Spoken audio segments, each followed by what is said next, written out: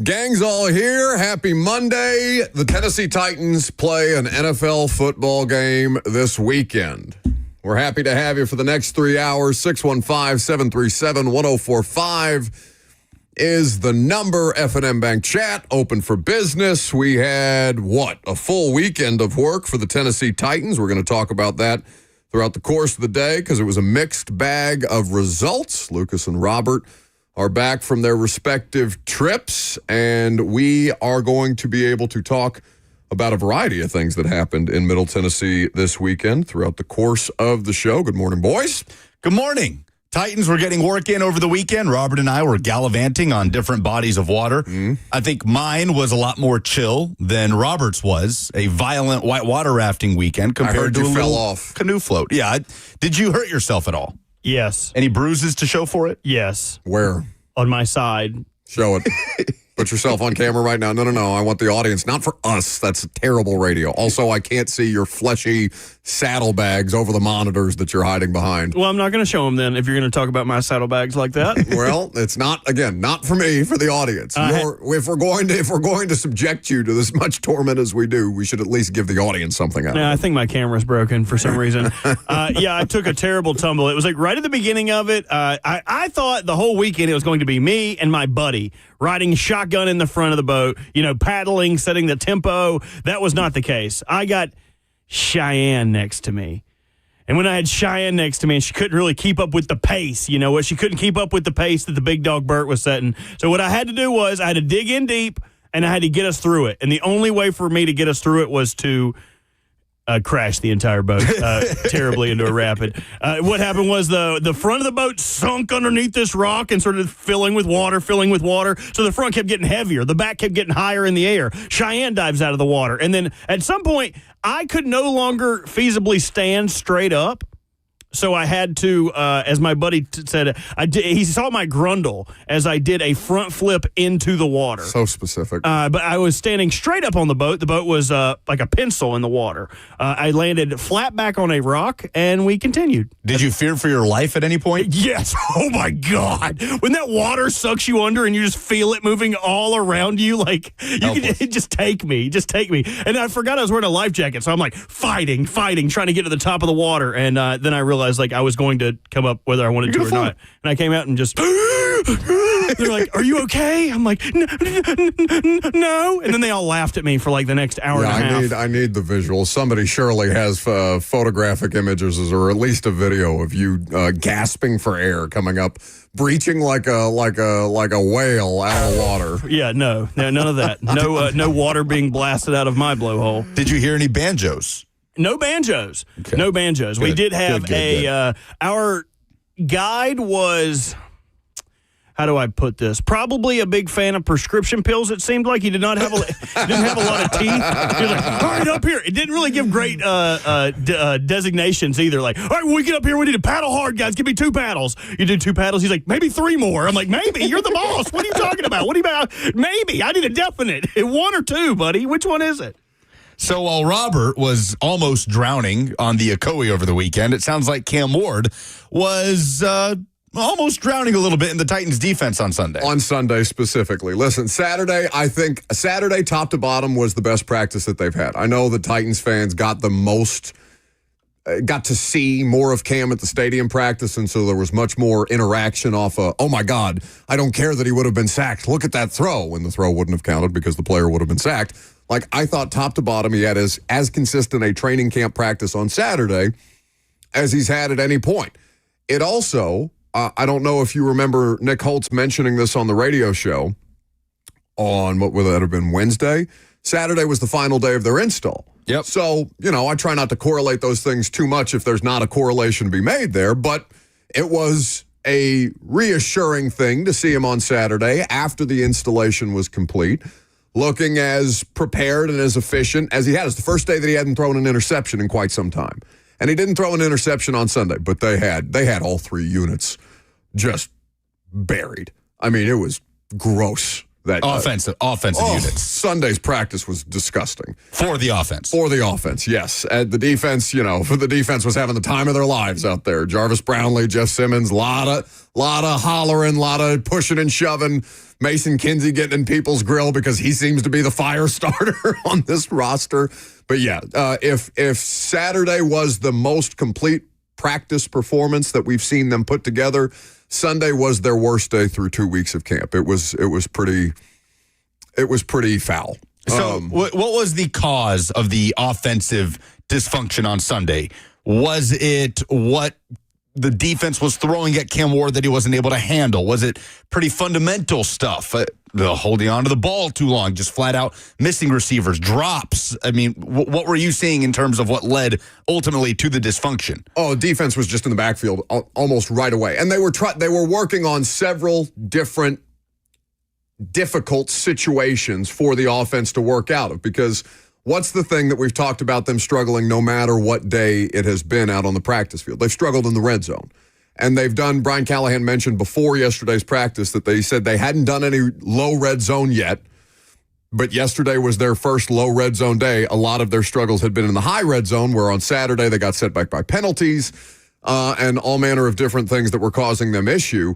So the context, because I wanted to ask before I came on the radio show today and just started ripping them because it was it felt like a complete and total waste of time. You have the coach, and I can't tell you exactly what he was saying to the players as practice concluded, but Brian Callahan was pissed. It was player and staff family day, and the coach is out there ripping their asses in front of their friends and family members as if they're the worst thing to ever trot out on a football field. And Callahan is obviously not wired that way. So their three specific situations that the offense was facing yesterday that made it difficult were backed up in their own end zone. So like they're on the 2 trying to dig themselves out, and the defense feasted because the defense knows that they're going to be backed up. So they're just teeing off, and that was going to be a difficult situation. Low red zone. They're not good. At least in practice. They're not good in the red zone. We'll see how much of this stuff gets ironed out before week 1. We have a month, but right now, their red zone is the most clear and obvious day-to-day struggle that they have. This was a low red zone period. They did not do well. And then the defense was presenting them. We'll get to some Denard Wilson audio here in just a second, because coordinators did speak on Saturday and assistant coaches position coaches did speak on Sunday. A Denard Wilson zero blitz, bring it or bluff it is what they call it. Session for 12 straight plays where Denard basically has like 8 guys on the line, and you got to figure out, all right, who's coming? It's an engage 8 look essentially, and they're installing what they're installing on any given day. And unfortunately for the offense, it was a bad day to have to go against that given the other situations that they were in. So like Terry McCormick came up to me at practice yesterday and said he thought the Titans may win as many games as they did last year. And I said, that's so tough to be able to determine after 2 weeks. And I'm not a very forgiving critic of who they are or what they do here lately.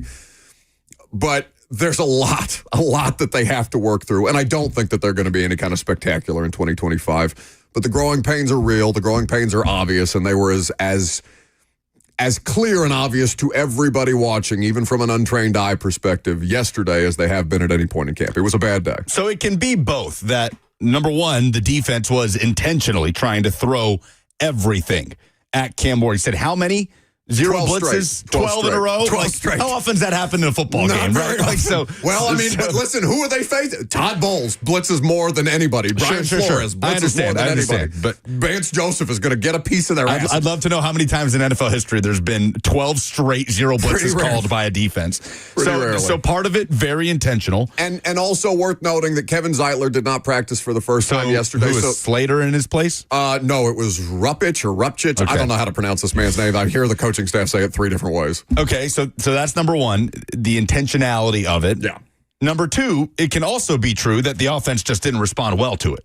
No, and that's the thing that Callahan was most pissed about. Was there sloppiness? Was there frustration? He didn't like the way that they weren't, it seems competing is probably the most general way that I could say it, right? I used the word urgency last week I used the word energy last week, a lack of energy when I should have said urgency. last week. I think Brian Callahan fielded questions about a lack of urgency at practice.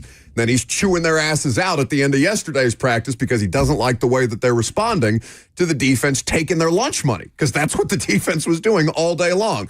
So the head coach is seething, and Callahan is not somebody who you would regularly use the word seething after practice to the point where he's just, kind of cursing them up and down. I don't know what he said in the huddle after everybody gathered at midfield, but it was loud enough for us to hear it. It was loud enough for friends and family in attendance to hear it while they were eating their ice cream on the sidelines and watching their loved ones be berated by this head coach who is not normally that kind of guy. So it had to have been poorly received top to bottom. Plenty of corrections to make. Now, does it mean that they're going to be the worst team of all time in 2025? Of course not. It's one day of practice. And I've just given you the specific context as to why it looked as bad as it did. But I think, Lucas, we can talk about, why don't we talk about why I think that this is these 2 days in particular, back to back, are a good encapsulation of what my larger fear is for them in 2025. And we'll do that coming up next.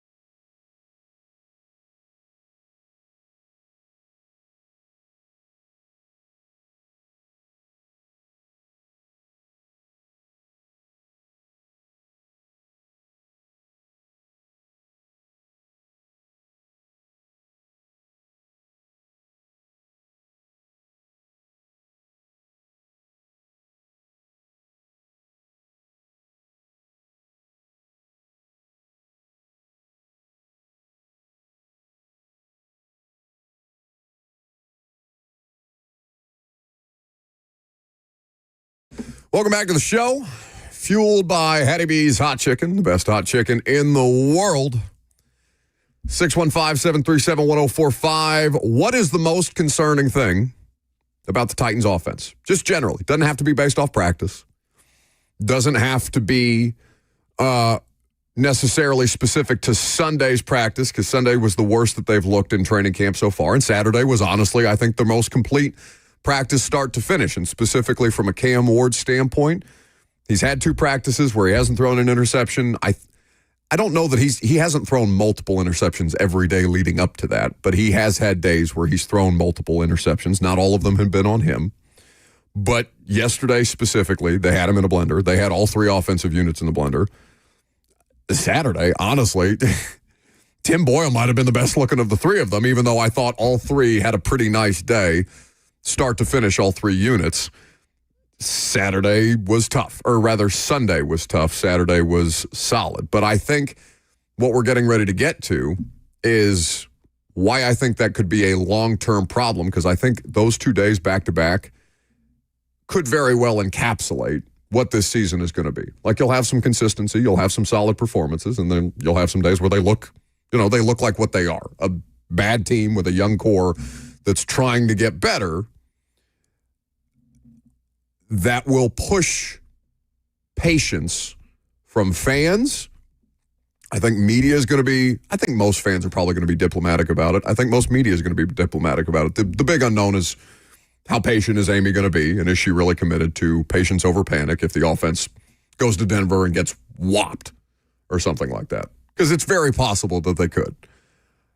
I mean, I don't know if Denver is going to zero blitz 12 times in a row, but it's arguably, it could be. They don't need to, though. Right. It could be the best defense they see all season.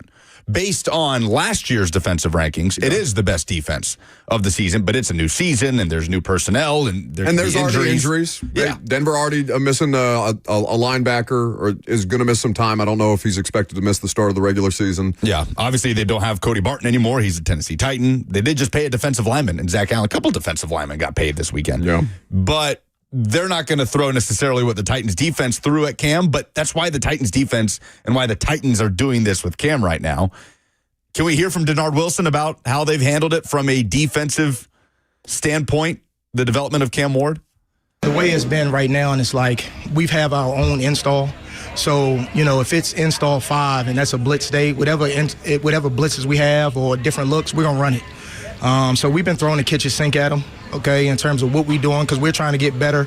And he's done an excellent job. It's certain looks he hasn't seen, but when they come up throughout the course of the season, he'll have answers. So, we're throwing the kitchen sink at him, and the guy comes back every day. He's resilient. And I like where he's at. He's a hell of a competitor. He can make all the throws. You've seen it out there today. Great touch on the deep ball. So Cam just keeps getting better and better, and then he learns from his mistakes as well. So that was after Saturday's practice, which, as I mentioned, was as good a practice start to finish as I think Cam has had in a Titans uniform. Sunday was very different. And that, I think, is what Denard Wilson was referencing, which is, we're on our own timeline for our defensive install. Nick Holtz mentioned on the radio show on Wednesday that their installation as an offensive unit was going to be finished on Saturday. Whether or not that's correlated to Cam and the offenses in total, all 3 units looking as good as they have, I don't want to draw a connection if there's not one. I think it just may be circumstantial. Sunday was not that. Sunday is Denard Wilson's bring it or bluff it session with 12 straight zero blitz looks without Kevin Zeitler out there. So you've got the defense in the backfield the entire time. You've got the offense backed up in their own end zone because that's what they're repping situationally. And that is going to be one of the circumstances where any offense, no matter who's quarterbacking or playing offensive line or running routes and trying to get open, that's going to be a difficult situation to work through. The context does matter here, even if people are going to see the results and say, oh my God, are they going to be bad? Or, oh my God, after Saturday, are they going to be good? Like, to veer to such extremes day to day is a waste of your time and a waste of your energy. Yeah. But my point with this is, like, this concerns me because this is what Brian Callahan is up against, right? This season, where we talk about larger things. We are all in agreement, the 3 of us, yes, that a commitment to Cam Ward as the number 1 overall pick should give Brian Callahan this full season and I would argue next season as well, to give the quarterback a chance to come into the NFL, learning the same language, speaking the same language, give him an opportunity to build upon something rather than doing what happens to, the Baker Mayfields of the world or so many other quarterbacks who come into the NFL, coordinators change, head coaches get hired away or coordinators get hired away as head coaches, and you come in one offseason learning French and all of a sudden the next offseason you're learning Chinese. Yeah, especially with the... Thank you, Liam Neeson. The self-awareness. Pam Anderson, by the way, Liam Neeson. Good for him. Excuse me? Yeah. Oh, did they meet on the set of Naked Gun, I guess? That's a whole thing. That's a real thing. Yes, it's a real thing. Okay, I will be doing nothing for the rest of the show but trying to prove this is false. I mean, you can go. They did a Today Show appearance about it, or one of the Good Morning America type of things. Can't wait to watch that movie. Anyway, my point with that is that's what he's going to have to deal with on a day-to-day basis is Brian Callahan, and that is going to test, I think, the ownership's patience on, well, why does it look like this one day and this the next? Because this was the first time we've seen Amy at practice. She was there Saturday. She was there Sunday. And it put it into my head, this could be what their experience is. Is that enough to keep him in his job? If they seesaw as much as could be expected because they're a bad football team trying to get better, and it's going to take some time. There is a night and day difference in terms of the self-awareness of where this team is going into this season versus going into last season. Like the tenor of Mike Borgonzi and Chad Brinker's opening press conference on report day of training camp was a total 180 from most of what we heard last year, where we've used the term sugar rush of an offseason. On Friday, I think I said the Titans tried to flash cook a competitive football team, and it didn't work. They tried to microwave one, and it didn't work. So total 180. The question is there a breaking point there for Amy Adams' truck? Yeah, their lows could be low enough to get that man fired. Yeah, I mean, how on the same page is Amy? But also, the question is, because they could be on track with where they think they're going to be and still not be a good football team. Is there a breaking point somewhere in there where, for Amy, it still has to be above a certain level? Every time she's fired somebody, and again, just because she's done it a certain way doesn't mean that she's beholden to past behavior.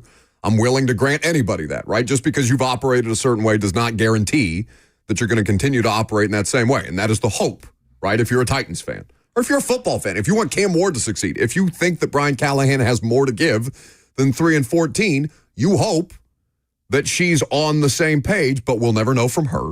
It's not like Jimmy Haslam, who's coming out here and talking every 5 minutes about the Brown situation and that he wasn't involved in drafting Shedeur Sanders. At least I have his words on record, rather than just these, infrequent statements that get produced. Every time she's fired somebody, though, Lucas, in the last 3 off seasons, what has been a part of the statement? The record. She has cited the record of the football team and that she expects more.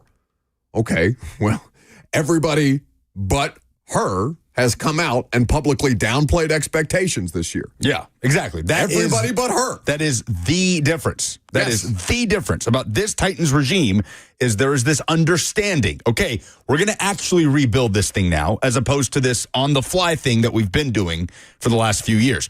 We knew the Titans. We already don't expect the Titans to be a competitive football team, a playoff team this year, right? I do expect them to be more competitive. Because they were not competitive. We don't expect them to be a contender to win the division, right? It would be an upset if they got, close to 500. Exactly. Like, we don't expect that. We already didn't expect that. We don't expect that even after coming off of a good practice. And then after watching a poor practice where you throw everything at the offense and they don't respond well to it, we already had that expectation before walking into that practice. This probably isn't going to be a highly competitive team this year. So I don't think anything should be adjusted because the defense threw 12-0 blitzes at Cam Ward and the offense just didn't have an answer for it, especially at the end of a week where how many practices did they have last week? Let's see. Tuesday, Wednesday, Thursday. So Tuesday, Wednesday, Friday, Saturday, Sunday. They're off today. They're off tomorrow. They're back on Wednesday at 8 a.m. So 5 padded practices in 6 days is not nothing. And it's at the end of that line that they said, let's just put them in the worst possible spot. And it wasn't scheduled 5 straight padded practices because remember, Brian Callahan came back and said, okay, Friday, we look like we need this. It got sandwiched in there. But the thing to me, Lucas, that stands out more than everything is everybody who has spoken on account of this team has downplayed the expectations publicly because that is the correct thing to do. It is the smart thing to do. It is the exact opposite of what they did last year. And that is exactly the way that they should operate. Except the one person who matters most, I don't have on record downplaying expectations. Who, Cam Ward? No, Amy.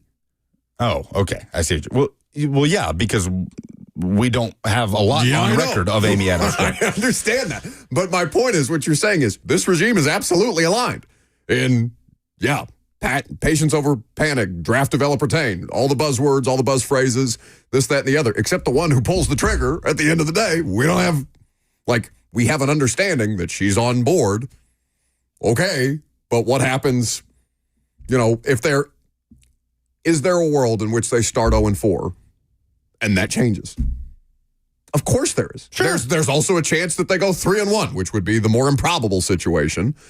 But these are three really good defenses, and I don't think the Colts are just, I think their quarterback situation is a mess, but I don't think their defense is a bunch of schlubs. They could have problems in the first month of the season, which completely changes the perspective of the person who matters most, and we'll never know until such time as she makes a decision. And that is my larger, if you're asking me, my biggest concern for the 2025 Titans offense, regardless of one day of practice to another, is that the highs and lows of this could be enough to put Brian Callahan's job in danger, and that'd be the worst possible thing for Cam Ward. Yeah, because we also haven't seen this sort of rebuild in the Amy Adams strong controlling owner era of the Titans. They've never admitted to wanting to rebuild or needing to rebuild as badly as they were, but they were forced. Her hand was forced here. She had no other choice but to look around and be like, all right, fine. Time to do it down to the studs. Yeah. Okay. So now it's about the follow-through with it. And we can't predict the future of what any decision will be. So, we could talk about it being a wild card, but at some point we're just running in place talking about, well, this could happen or this could happen. But concern. That's why I'm asking fans and asking you guys, what is your biggest concern for the offense on the whole this year? Mine is that he could get fired and that be a bad decision.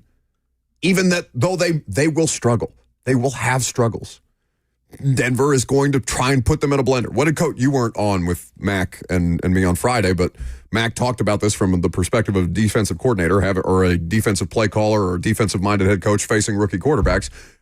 I'm trying to tear them up. I'm trying to make their life a living hell, as is every defensive coordinator on every quarterback schedule, but in particular a rookie because you can break them. Look at the stuff coming out of Caleb Williams this weekend, where he's melting down because he's not able to operate with a level of specificity that Ben Johnson's offense requires. These are the kind of things that have to be taken into consideration. So my larger concern, even though it's nebulous, and you're right, it's generic enough or general enough that we could have some version of this conversation each and every week if we wanted to. Yeah, I wish you had kind of made it a little clearer what direction you were going with this, because I have a football thing on here, and yours is the coach might get fired. No, that's fine, because that's my biggest concern. In a year where I just want to learn, is Cam Ward it? And then, can they properly support him? That's all that matters to me this year. Yeah, well, of course that's a concern. Yes. But let's talk about football. What's the biggest football concern? That is a football concern. I understand that, Buck, but football things have to happen for that concern to play out, right? For the offense to struggle. Yeah, their offense could look like it did on Sunday, and then, the next day look like it did on Saturday. I know. I'm just trying to have a productive conversation here. What would be the most... Who's not having a productive conversation? The most limiting factor. Say your point. The most limiting factor of this offense. What is the most concerning factor that could lead to the offense sputtering? And Ridley goes down, and they're left with the ghost of Tyler Lockett and a bunch of rookies. Mine was the wide receiver position. Hell yeah. Yeah, mine's the wide receiver position. I feel like the lack of difference makers there really shrinks the margin of error for Cam Ward this year. It's just the one in the offense. It's Calvin Ridley right now. They have one potential difference maker. Well, and I think, that's not to say they don't have guys that could be valuable to them this year. Tyler Lockett can be valuable to a young quarterback. Tyler Lockett has made a career out of finding that spot, right? Just finding that second scramble play to get open for his quarterback. He's not at the peak of his powers, without question, and you find yourself in a position where you have to have something out of your rookie wide receivers, out of both Io Manor and DK.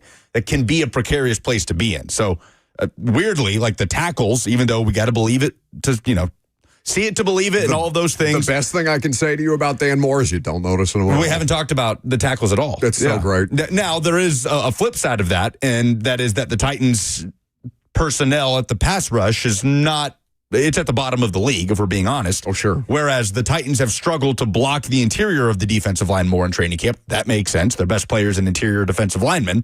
So there is that too, and I do want to see joint practice with the Bucs and with the Falcons. And Zeitler's not been good against Jeff, but like Jeff is a problem for anybody. He would be a problem for the best offensive lineman in the league. But weirdly, I say it very cautiously that tackle is not my biggest concern with this team right now. I think it is the receiver position. You guys don't think Tony Pollard is a difference maker? No. I think he's a good running back. Was he last year? I think so. I think he was a difference maker. He was the only thing. Exactly. He was my point is, if he wasn't playing and Tajay was, it would make a huge difference. I don't know how to answer that because that's not what happened. But sure, but last year when you didn't get to see that, but I think you can imagine if roles were reversed. Oh, I see what you're saying. And Tony Pollard was as unavailable as Tajay was. Right. It would have made a huge difference last year.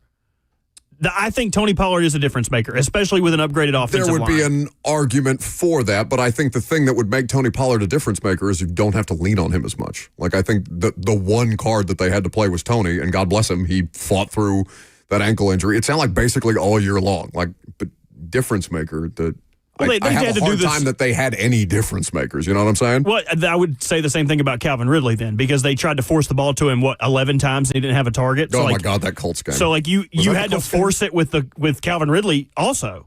Like I think Tony is a difference maker because he is an above average running back. I think if he was on another team, we would, our opinion, similar to Calvin Ridley. If Calvin Ridley was on the Redskins and he was in a similar position that Terry McLaurin was, we would be thinking of Calvin Ridley infinitely differently than we think about him on the Titans. If Tony Pollard was on the Vikings, we would be like, oh, Tony Pollard's a top 15 running back. Yeah. Jags fans would probably push back on that Calvin Ridley thing, right? Because the year before the Titans got Calvin Ridley was a 1,000-yard receiver with twice as many touchdowns as he had for the Titans, and Jags fans were like, but the fact that he was a 1,000-yard receiver last year is insane. And what was the Jags fans' biggest issue with Calvin Ridley? His drops. Yeah. He had drops in large moments. So and had drops at the start of the year. He carries, by the way, the difference, and I think it's his own personal thing that he brings to practice every day as opposed to something the team is providing him. He's got this green and black weighted football that he goes everywhere with him. And while he's while the other receivers are doing special team stuff, like he's just repping with this weighted football. I don't know if that's a drop thing. Or just something that he's decided to, add to his routine. But it's something that I only notice him using. I think David makes a good point in the chat. Pollard is a great running back by committee, but not a workhorse. And they tried to make him a workhorse. Well, sure. They had no choice. Sure, but there's also only how many running back rooms in the NFL aren't a running back by committee room? Like Baltimore, it's really just Baltimore, Philly, and who else? Who am I forgetting? Indy. Okay, I would buy into Indy. I don't know what their usage rate with Taylor was last year. He had a really productive year. He had a really good year. And if you were going to set it, like if we were being super statistical nerds about it, like what's a workhorse work rate? Like 80% of the carries, 85% of the carries? Probably. Like under that threshold, I would say 30, maybe 28 of the 32 teams are running back by committee teams. Agreed. No, I and their whole thing. Remember how, this was one of the things that we all, or at least the three of us, hyper-focused on last year with Callahan, was the fact that he talked about Tony Pollard and Tajay Spears as interchangeable, right? How much of an advantage that was going to be, and then we never got to see it. It was supposed to be, yeah. Because until we saw him play, and then Pollard was way better than Spears was. Yeah, and Spears dealt with injuries throughout the year. Tajay had 2 concussions and a hammy. Yeah. I'm not using that to disparage him. I'm just saying that Tony was better than Spears, even flatly. Removing the injuries, week 1, Pollard was way more impressive than Spears. Yeah. No, I don't disagree with and you. anytime Spears started to get something going, that's when injuries would just cut his legs out from under him. Kent on YouTube argues that Baltimore is by committee between Lamar and Henry. I don't know how you feel about that. I guess you could say that, but it is the most dynamic rushing duo in the NFL. They both do it independent. They have both done it independent of one another. I don't think that takes, that's like the argument that Lamar shouldn't be the MVP last year because he had Derrick Henry helping him. I'd have to look at the numbers, but I would also assume that once Derrick Henry got there, it was the lowest rushing output that Lamar has had since being a full-time starter. Tony Pollard finished 8th in the NFL in carries last year with 260. Behind Najee Harris, Josh Jacobs, Jonathan Taylor. But the efficiency is hideous. Bijan Robinson. He 4.2 yards per carry for Tony Pollard. I'm talking about the advantage, and I can pull it up on what is it? What's Aaron Schatz' new website? DVO I have no King, idea. Aaron Schatz. I'm subscribed to it. I'll figure it out during the break. 615-737-1045 is the number. You have a Vols camp update? Yes. Speaking of concerns at the wide receiver position, that is one of the early trends in Vols fall camp. On Buck Rising, it's 104.5 The Zone.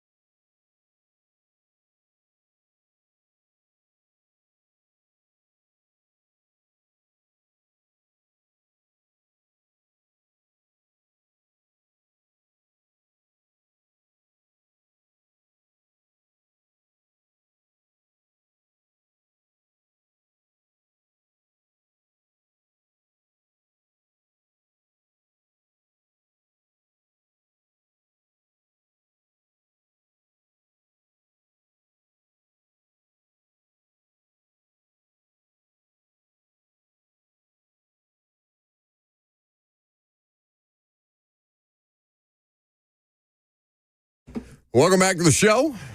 Fueled by Hattie B's Hot Chicken. Wide receivers are a topic of conversation for the Tennessee Titans, and we talked about how tenuous the idea of their wide receiver core would be, God forbid, if something was to happen to Calvin Ridley. But so too seems to be the situation in Knoxville, where their training camp has opened up and wide receiver injuries are a topic of discussion. Yes, Tennessee football also does not have much by way of proven commodities at that position, much like the Titans. And early on, it's definitely not a position that you would want to see thinning out in the early portion of fall camp, as obviously you're in the midst of this quarterback competition with 3 players contending for the starting role and trying to establish some sort of chemistry and consistency with these players. And Chris Brazzell, Tennessee's lead returning receiver, really Tennessee's only receiver with any sort of legitimate experience whatsoever. He had 333 yards on 29 catches last year, 2 touchdowns. Obviously, the game winner against Bama stood out. The transfer from Tulane, where he spent the first couple years of his college career. He missed last week with an injury, and I saw VolQuest reporting that he plans to return this week to practice, maybe in a limited capacity. But the bad news kind of kept coming as Mike Matthews, the former 4-star that is expected to take a big year 2 leap in this system this year, was not going through drills yesterday. That was from Adam Sparks, who, by the way, will join the show later this week on Thursday. So Chris Brazzell and Mike Matthews not with the team practicing yesterday. That leaves Tennessee with 5 scholarship receivers healthy at yesterday's practice. One of those receivers has ever taken a college snap. It's Braylon Staley, who has 3 catches. 3 catches last year for 21 yards. Now, the good news is nothing long-term here, right? It's not like one of these guys, knock on wood, has gone down with a long-term injury with the season ender. It's just kind of knocks and bruises in the early portion of fall camp that have held these guys out of practice. And again, they want to make sure that they get to the regular season. Yeah, exactly. And again, Brazzell plans to return this week. Mike Matthews should be back this week. That's also according to VolQuest. So this isn't a panic button thing, but it's the last position on offense that you would want to see bodies sidelined during this portion of fall camp, as all 3 of these quarterbacks are just trying to get a grasp of this starting job.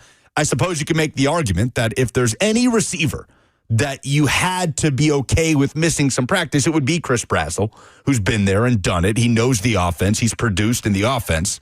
But it's certainly not ideal in a position of, I don't want to say concern, but great question for the Vols this year. And that's a large part of the roster, right? Talented but unproven. I don't know how many times I've said that. It defines almost every corner of this Tennessee roster, maybe except for the defensive line group or corner where there are some proven commodities.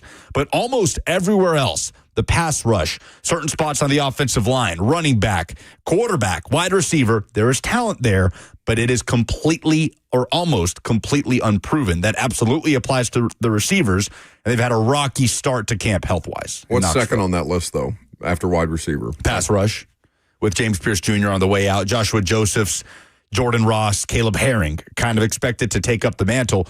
Josephs has played a lot of snaps. He's played a lot of football. He's not been extremely productive. Ironically, he was kind of the more heralded recruit coming out than James Pierce Jr. They came into the program together, and I remember watching them both their freshman year, and Joshua Josephs was the guy that when he was on the field, you thought, oh, okay, they might have something with this dude. And then James Pierce Jr. just raced by him, and the elite traits, he took advantage of some, and he's a first-round pick a couple years later. And now for Joshua Josephs, it's like, all right, now it's your time. We kind of thought you were going to be the guy. It ended up being James Pierce Jr. Now here's your chance to be the guy, and he's surrounded by 4 5-star caliber prospects in in Jordan Ross and Caleb Herring, who's a local guy out of Riverdale, and they got to show it this year. So I'd say receiver and pass rush are very similar in that way, that it's a bunch of blue chippers out there, but we haven't seen them do it yet. It's kind of this great irony about this Josh Heupel team. You could argue it's his most talented team based on recruiting rankings, but we haven't seen these guys do it. And at the receiver spot, the guys that have been practicing the last few days haven't done anything at the college level. And that includes Mike Matthews, the 5-star, who played very sparingly last year, and he missed practice yesterday. So they need to get healthier at that spot moving forward for these quarterbacks to establish something with these players, see if they can figure out which guy will perform when the lights come on, with the guys that he's going to be throwing to. Dixie says, yeah, I can't wait until they, talking about you, me, and Bert, are forced to talk Vandy and Pavia this season. Listen, I've been dying for a good Vanderbilt season since we got on the air. Like, to have local college football that you guys actually care about, we talk Tennessee because that's what the vast majority of you want to hear about. I am so open to the idea of Vanderbilt being, well, maybe not the primary topic of conversation because that would mean that the other two are in bad shape. Which could be a thing, but that idea that you just brought up, that this could be, by recruiting rankings, Josh Heupel's most talented team, and he finished with potentially right around, or if not the worst record that he has had as the Tennessee Vols head coach, that feels like a ripe cherry-picking type of discussion that would at least get some of the fan base talking on both sides of the issue. Well, it's this weird sort of conundrum because the talent level has just gone up and up and up steadily for Tennessee football. And at this point, they've been a consistent top 12, top 15 finishing recruiting class year in and year out. It's not good enough to win championships. We know that. They're knocking on the door of a top 10 class in 2026. They have a lot of momentum there. Obviously headlined by Faison Brandon, the number one player in the country, if you're to look at the 247 Sports composite. But I often refer to the 24/7 Sports team talent composite, which gathers recruiting ratings and transfer portal ratings and evaluates the talent on paper of every football team and how they are evaluated coming out of high school in the portal. And last year, Tennessee was 17th in the country. They played above that because we've seen the development in certain areas with this team. Some of the best players under Heupel have not been blue chip guys coming out. I would expect Tennessee to be higher than 17th this year, but to take a step back for a few reasons. That they lost certain guys that maybe weren't 5 stars coming out of high school, but developed into elite players. So much more than Nico. Absolutely. And then Nico's a big part of it too. So it can go two ways. It can go this year where it's, okay, do we have to have a conversation about Heupel? I don't think hot seat talk is in the cards for Josh Heupel this year. Or it could go head above the water this year with excitement and momentum for next year with Faison Brandon coming down the pipe. It's going to be an interesting season, but I do think Tennessee fans in particular want to see the offense revived a little bit because last year it wasn't the offense that carried you. It wasn't even the quarterback position that carried you. In some moments, there were spurts and the ceiling was very apparent, but I think 2025, Tennessee fans really want to see the offense get back to what they believe to be the Heupel offense, which is somewhere in the direction of 2022. So the defense expects to be stout. Can the offense dig itself out of some of the holes it was in last year that saw its elite run game and defense carry it to the playoff? And to do that, you'd like to be healthy at the receiver spot, especially with your most talented and experienced guys. And right now, Brazel and Matthews, the most experienced in regards to Brazel and the most talented in regards to Matthews, have had a bumpy start to fall camp when it comes to the availability. Brandon on YouTube, where you can interact with the show, Facebook, YouTube, Twitter, and Twitch is where you can live stream all of the shows on the Zone, as well as giving us a call if you want to chime in. We'll pivot back to Titans here in just a second, 615-737-1045. They do have a game this week in Tampa Bay. I'm heading down. They are heading down on Wednesday night or Wednesday afternoon after they practice at 8 a.m. I'm going to get down there late Wednesday evening, and then they'll have the practice against Tampa Bay on Thursday. But Brandon, quickly, Robert, before we get to you, says of the competing interest in our chat where Vanderbilt fans are getting a little more chesty of late, I understand that Tennessee fans are delusional, he says with a Power T logo on his YouTube profile there. But Vandy fans are reaching a new level this year. They may win 5 games, and you'd think they're competing for a natty. But that kind of is, that's where Vandy football is. Like, the expectation is so different. Yeah, I think for Vandy fans, so different. You make a bowl game, job well done. Yeah, job well done. That's a big improvement. What do you got, Bert? Oh, I was just going to say that since you're leaving late Wednesday, we probably wouldn't have time to do primetime then. We don't. Oh, that's unfortunate for all the listeners out there. I don't. You're working Wednesday. Enjoy. Brett McMurphy, by the way, put out his preseason college football AP poll. Where do you think he has Tennessee ranked? He's got Georgia 1, Penn State 2, Texas 3, which is interesting. Georgia number 1. Here's 4. Clemson, and then Bama 5. That's his top 5. Where do you think he has Tennessee? Tennessee is 15th. 19th. 19th. 19th, one spot behind Oklahoma, That feels fair. one spot ahead of Arizona State. Okay. Coming up next, the Titans are throwing the kitchen sink at Cam Ward, another buzz phrase that we've heard come up a lot at practice recently. Does his struggles, or do his struggles, concern you as a Titans fan? 615-737-1045. You'll hear from quarterbacks coach Bo Hardigree on that subject matter coming up next.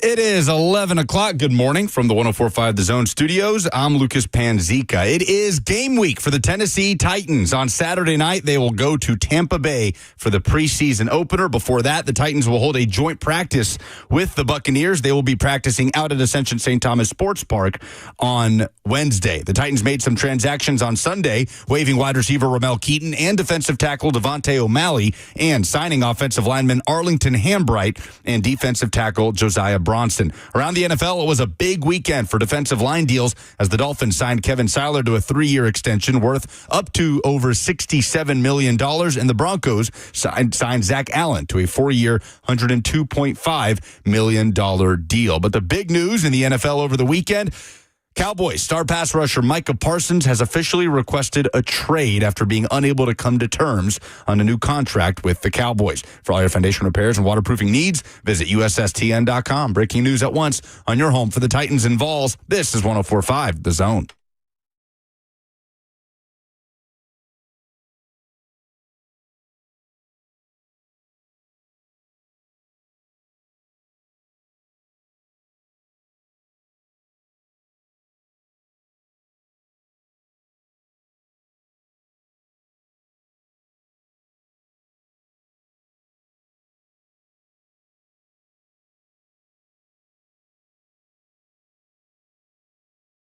There are plenty of things to be encouraged about with Cam Ward as the quarterback for the Tennessee Titans, and we'll get to see some of those things on display, one would hope, in the preseason game in Tampa Bay on Saturday night. Welcome back to the show, the second hour. We're happy to have you, Lucas, Robert, and me. Until 1 o'clock, 615-737-1045 is the number if you want to jump in with your questions, comments, and concerns coming off a mixed bag of a weekend of practice for Tennessee. F&M Bank Chat also available for you on Facebook, YouTube, Twitter, and on Twitch. We have at least an early ruling. We have had one preseason game in the books, Hall of Fame game. I didn't get to harass you about Hendon Hooker looking just so bad. Yeah, the Lions in general were terrible. Joseph had to serve in your stead as just the stand-in Vols punching bag. How'd he handle that? Not well. What was it? Was it like just shaking his head, agreeing with you? Was he making excuses? He tried to argue. He tried to argue with me, and then I just very quickly shut him down again. No, it wasn't good. Hendon was objectively awful. Extremely hard on himself very afterwards. I felt bad for him because he's, of course, a wonderful person, and there's no question that he works hard at what he does. But, like, when you are third string behind that version of Kyle Allen. Yeah, it's not good. No, it's the Hendon Hooker experience. It seems like a lot of work to do to even win that backup job in Detroit. Meanwhile, Trey Lance is fantastic. Yeah, and preseason is a lie. So just as week one is a liar. Yeah, but last year he was throwing 5 picks in a preseason game. That's fair. So, if you're Trey Lance, you'll take that upgrade. Yes, you absolutely will, at least optically. Titans' first preseason action, as I mentioned, Titans radio on the air for the first time in earnest with the new look crew. So that will be, I'm sure, something that people look forward to hearing and being a part of. Lucas is going to have to actually interview Jim Wyatt and try and take me seriously for a segment. I'm sure that'll go smoothly, as we expect these things to do. Standing in for Rhett Bryan as the game day pre and post host. And of course, actually, what are we doing, Lee Company? What's the vibe? What's the vibe on that on Saturday? I don't know. I'm not on it. Well, I know, but like nobody told me. Are we doing like Lee Company Countdown to Kickoff on Saturday? Robert, do you know? You've been fired from all of that. You don't have to do any of that anymore. Can I just leave then? No, I think you have to do it. I think it actually. I did get an email about this. It is just you. In fact, you have to do the entire thing by yourself. They did try that 1 year. And I was like, this sucks. I don't want to do this anymore. I'm just replaying interviews from the week. Yeah, the Lee Company Countdown to Kickoff should be on the air on Saturday. Okay. Well, I'll be on the road, and Blaine and Brent are going to be co-hosting with me this year. Obviously, we'll do the home games together, and road games I'll check in. So we'll all look forward to that. Now, we do have Atlanta saying that neither Kirk Cousins nor Michael Penix are going to play in their preseason opener, which I thought was curious. And I guess Kirk Cousins from an advanced age. I'm not sure what the logic of not playing Michael Penix is, but one would expect Cam Ward would get a healthy share of the reps in Tampa Bay on Saturday night. At least that's going to be the hope. Now, I'm sure Brian Callahan won't entertain questions about that, or at least put questions about that off until Thursday morning before the joint practice with Tampa Bay. That will be a large portion of the discussion. How much is he going to play? How much are you going to try and play him throughout the course of the preseason? What's the balance there for a young player while trying to preserve, of course, his health? And I think he's made some comments to that effect about how they handled Joe Burrow in the early onset of his career as a former number 1 overall pick himself. But Cam Ward will play in some form or fashion. They have been doing a lot to make Cam Ward's life hard by design, and that's okay because they're trying to show him a bunch of different looks. They're trying to get him as ready as humanly possible, and he will not be fully ready for week 1. There's just no way. No rookie has ever come in as a finished product, nor do I expect Cam Ward to be any different that way. But they can give him as much as he can handle at this point in time, and God knows the Titans coaching staff is trying to do just that. We played for you in the first hour Denard Wilson's comments as the defensive coordinator saying, well, it's probably worth rehashing that before we go to Bo Hardigree, Robert, if that's not too big of a reach for you. Denard Wilson on throwing the kitchen sink at Cam Ward defensively after Saturday's practice, which was a good practice. The way it's been right now, and it's like we have our own install. So, if it's install 5 and that's a blitz day, whatever blitzes we have or different looks, we're going to run it. So we've been throwing the kitchen sink at him, okay, in terms of what we're doing because we're trying to get better. And he's done an excellent job. It's certain looks he hasn't seen, but when they come up throughout the course of the season, he'll have answers. So, we're throwing the kitchen sink at him, and the guy comes back every day. He's resilient. And I like where he's at. He's a hell of a competitor. He can make all the throws. You've seen it out there today. Great touch on the deep ball. So Cam just keeps getting better and better, and then he learns from his mistakes as well. And that was on Saturday. Now, Denard also went on to talk about how much he likes the person and how much they engage behind the scenes that we don't necessarily get to see. Cam Ward kind of picking Denard Wilson's brain, which is a good resource to have. This is Bo Hardigree, though, and that was after Saturday's practice, which was, as I mentioned in the first hour, top to bottom, the most complete practice that they've had. Sunday was terrible. And we talked to the position coaches after practice on Sunday. Bo Hardigree, the quarterback's coach, was asked about this kitchen sink that they've been throwing at Cam Ward. No, he got it all today. It's just one thing. You go out, you talk about it from the meeting, go out and rep it, and it's just kind of close the gap for him every day. Learn a little something, whether you fail or you have success as a quarterback. Like it's just banking that one rep to where if you see what he's seeing in a game, we can get to the right protection, get the right throw off, make the right decision, and just all those things coming at him. I love it. I mean, the way they set the practice up for him, it's been great. How's he handling those failures in particular? He holds himself to a very high standard, obviously. You guys have all met him. He's very coachable, though, and he likes to be coached hard. And he's been good. He's been good. Would you guys like to know the origin of where kitchen sink came from? Throwing a kitchen sink at somebody? Yes, it came from World War II was the first evidence of a kitchen sink being thrown. And the quote, they threw everything at us they had except the kitchen sink. In fact, they threw everything at us, including the kitchen sink. So it was referring to a bombardment of some sort. Okay. Do you feel smarter for that? I do. That's the rare moment. So you hear from both sides in that situation. If as a fan, you read practice updates, the three of us have been out there together most of these days. Y'all weren't there over the weekend to see the highs and lows that were Saturday and then Sunday. But you got a pretty good grasp on it, better than most people probably listening who haven't had the opportunity to see him and to see what he's working against. The situational context of these practice matters.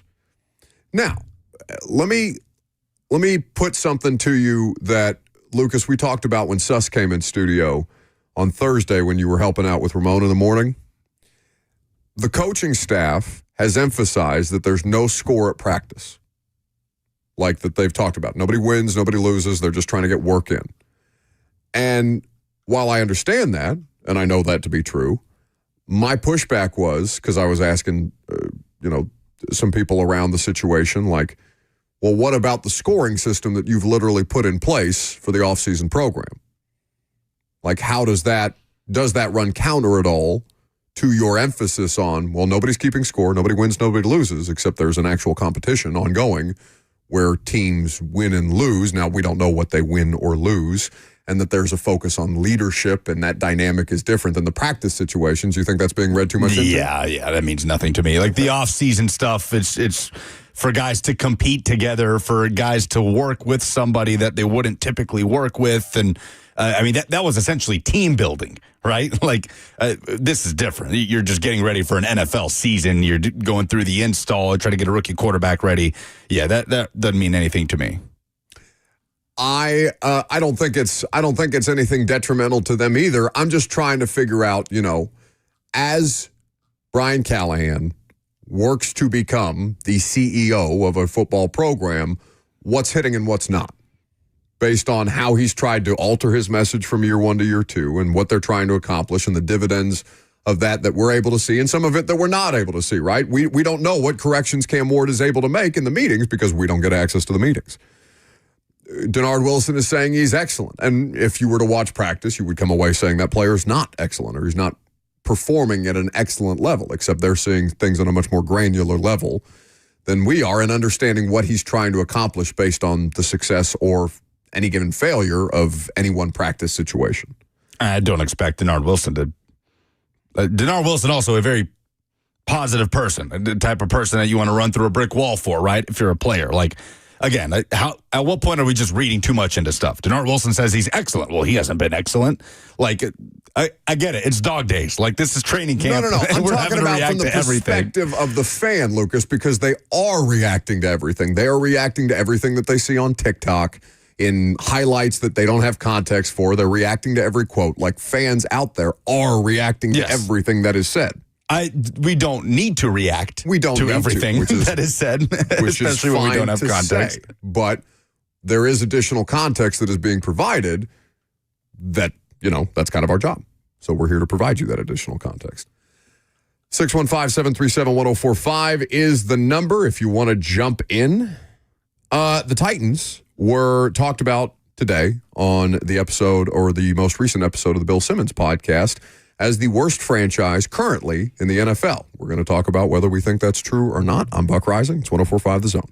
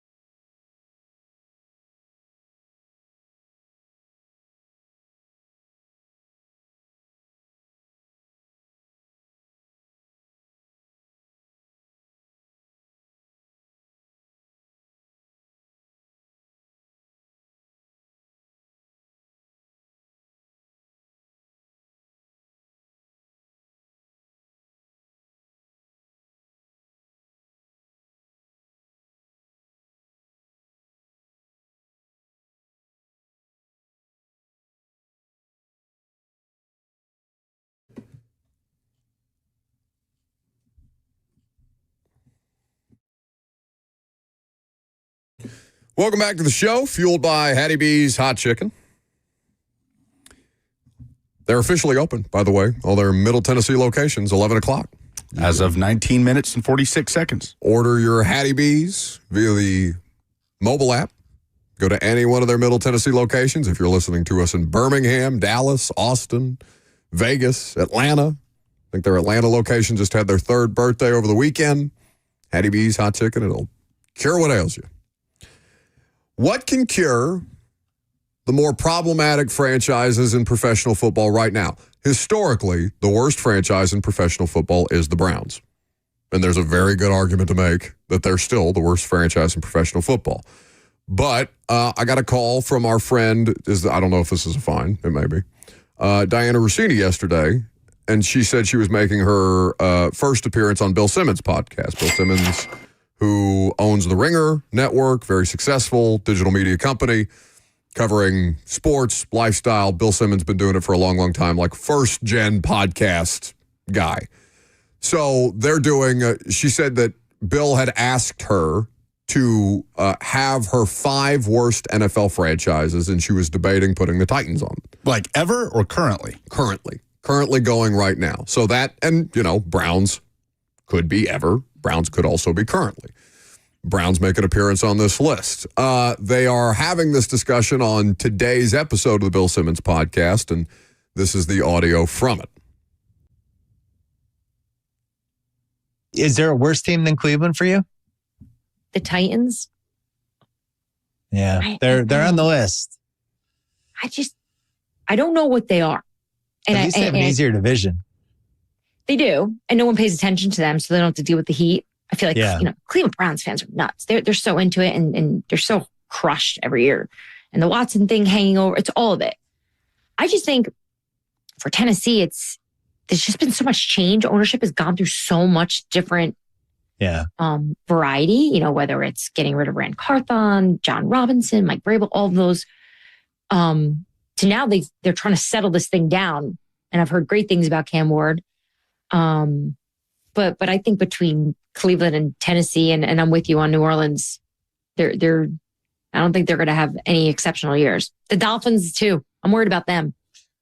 I already have all their unders. The Giants would be the 5th one, but at least the Giants, you can point to them and go, hey, they might be able to rush the ball. Rush the passer. Hey, they might be able to make a couple of big plays with their receivers. Like there's a few things there. Tennessee, I don't know what the case is. So I think all of those franchises are fair to bring up as needing to answer questions. It's not, to go through the self-loathing of, are the Titans the worst franchise in professional football? Because there's no question it's still the Browns, right? We're all in agreement. It's still the Cleveland Browns. Like, no matter how accountable Jimmy Haslam is about the Deshaun Watson deal or not meddling, he says, in the drafting of Shedeur Sanders, like, it's the Browns. Yeah, I think so. And also, like, when having a discussion of the 5 franchise, essentially it was the 5 franchises in the worst place right now, right? Titans just picked number 1 overall. Indisputably. So, in a bad place. So, yeah, that's probably the easiest one to throw out there. Literally the worst team in the league last year. Because her question to me before she went on was, should I take them off the list? I said, absolutely not. Look at them. They have dug themselves into a hole that they are now trying to dig themselves out of. But they absolutely, before they prove that they are capable of getting out of this hole, they deserve to be on that list. So, of the 5 that were mentioned, Cleveland, Tennessee, the Giants, the Dolphins, and the Saints, who has the most difficult questions to answer, or who has the most to prove that they are actually moving in the right direction? I just don't think there's any scenario that sees Cleveland dig out of their current circumstance in 2025. Like, there is no solution that is going to be presented to the Cleveland Browns. They are in a way tougher division than the AFC South. Their quarterback situation is short-term at best, where Kenny Pickett and Joe Flacco are their best options, and the other 2 guys that they just drafted are unknowns. New York, because they could have more instability than Tennessee or Cleveland, with the way that their owner has publicly already come out and kind of waffled on the idea, yeah, maybe I shouldn't have brought these guys back, but we did bring these guys back, and I would like to, like, they have, it seems, the most immediate mandate to succeed out of any of these. I don't know what the Dolphins look like with Stephen Ross. It feels like they're going to let Mike McDaniel try and figure it out. But Dolphins on that list roster over Jets is crazy to me. Crazy. I think it's insane. Well, okay. I can't think of a single argument to say the Dolphins are a worse franchise right now than the New York Jets. All right, so how about this? Because I see your perspective, and I think that the Jets would be a push for any one of these teams, right? Are the Jets worse than the Titans? Push. Are the Jets worse than the Browns? Push. Stephen Ross, as their owner of the Dolphins, I have no doubt that he gives resources, that he, cares about the success of the football team, that he's trying to actively win and make them better, but he does some of that to their detriment. You remember the Tom Brady, Sean Payton thing? Sure. I remember Cost all him that. a first-round pick. Yeah. It's For sure. $100 or $100 handshakes or $100,000 handshakes with Brian Flores that, as far as I know, there's still an ongoing lawsuit about. I get it. I see your Stephen Ross. I raise you Woody Johnson. Like, to me, it's not even close. The Jets talk about don't know what they are. Just let Aaron Rodgers take their franchise and run it into the ground. Gave him control of, it seemed like, every facet of the organization. The most powerful person in that building, not named the owner. All of the reports of Woody Johnson, we don't have to rehash all the stuff about his kids running amok in the locker room and just the interventions from that owner, the way they've done business, and now hinging everything on Justin Fields as their quarterback. Well, not everything, but like for right now, yeah, it's a 2-year deal. So it's not everything, but it's a 2-year deal. Sure, but hinging the short term on Justin Fields.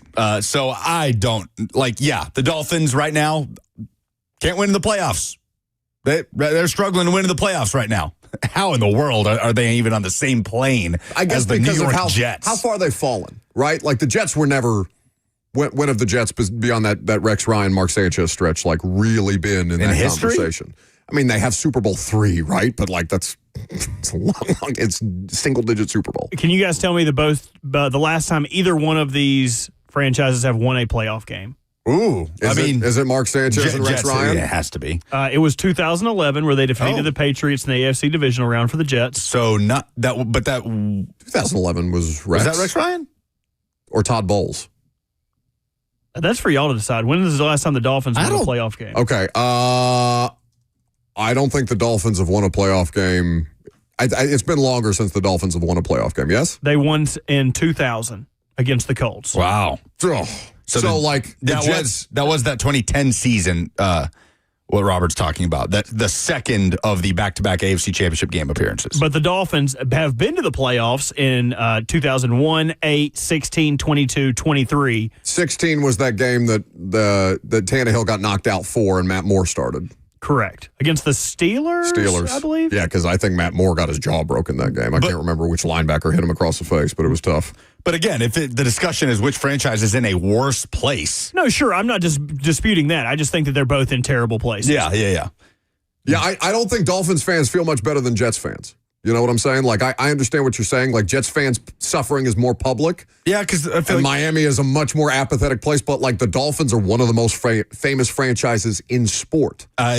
Look, we can go on this all day. I don't think there is a shred of an argument to say the Jets are a better off franchise right now than the Dolphins. To me, that's insane. It's insane. The Dolphins, I just don't think they're in that much of a different place right now. Right now. Again, what's the issue with the Dolphins? Can't win in the postseason. What's the issue with the Jets? They're a flaming dumpster fire. and those are two very different problems. The owner's kid is giving them advice on personnel acquisitions based on Madden. Dolphins got issues, right? But it's a lot more first world problems than the Jets. That's crazy. But even that is more, that's more recent, right? Like, they just started making it to the playoffs here recently. Yeah, well, we're talking about right now, spin out in the snow. New Orleans feels like the most difficult to figure out. Or Cleveland. I'm not sure. Like, Cleveland and New Orleans feel like they're in a weirder spot because at least the Titans have some general direction here. And I don't know if it's going to work. I don't know if she's going to pull another move and fire somebody this offseason for a fourth straight offseason. I have no idea, right? But Well, you just naturally can have more confidence in future being built around a number 1 overall pick. You have a number 1 overall pick at quarterback. You can see him. He's real. It's not this nebulous thing like what the Saints have at quarterback is. Right. Where you the just throw your Saints, hands up in the air and say, is Spencer Rattler a starter week 1? Hope our second rounder's good. It's crazy. Yeah, it's very different. And they're been in a worse cap situation long term, obviously. Their ownership / GM situation is just odd. It's just weird, sort of the New Orleans, the ties Mickey Loomis has to that ownership. The fact that he kind of gets the franchise if anything happens to Gail Benson. Basically, it's crazy. And then the Browns are just the Browns. Yeah. So it's those two at the bottom. Browns and Saints. I would say Browns and Saints. I'd put Browns and Jets at the very bottom. So you're swapping out the Dolphins for the Jets? I think that's fair. Oh yeah, I think that's completely fair. Jets wins since 2020. Since 2020? Yes. Oh, that's a tough one. No, because I was. That's 4 seasons. Correct. I was opposing Lucas until I looked up. I did a couple different metrics. The Dolphins since 2020 tied for 12th best in the league, 47 wins. Okay. The Jets since 2020, 25 wins. With their win totals. In 2020, they had 2 wins. In 21, they had 4 wins. In 22, they had 7 wins. In 23, they had 7 wins. God. Man. So bad. They had 7 wins last year? That was 23. I didn't read it 24. Okay. Yeah, they somehow got 7 wins in 23. That defense was that good. And then they it's fired still the guy that holding good. it together. I mean, their defense is still really good. Still very They just talented cannot defense. figure it out. They should be better than they played last year. I think, after they fired Saleh and they couldn't get anything done with Rodgers, things kind of fell apart. Sauce Gardner is I'm honestly surprised they gave him the deal when he did because he's not been great in the last couple of years. So what is the biggest question? Let's go through the list. Biggest question let's start with the local one. Biggest question the Titans have to answer in 2025. Was Cam Ward the right call over that Giants trade? I think that Giants trade is going to come up at some points if he struggles, whether or not it's a fair discussion to have because what's done is done. I guess, that hindsight conversation will always happen. But yeah, that is the main question. That sometimes that question doesn't get answered in full after a rookie year. No. For Brian Callahan, there at least has to be some progress towards that answer, I would say, for his job security. But, we use this comparison all the time. End of Bryce Young's rookie year. Whew, bad. Feeling was bad. And there's optimism after Bryce Young's second year, even though the wins didn't dramatically improve. Caleb Williams, the discourse around him isn't great right now. I think he had a perfectly acceptable rookie season, considering especially his offensive coordinator and head coach getting fired in the midst of it. And how much worse the organization made it by keeping that head coach in place when they knew damn well they should have moved on from him. Like Caleb Williams' rookie season, for me, beyond acceptable, even for a number 1 overall pick with as much hype as he had. But there's no such, nobody's acting like Caleb Williams is.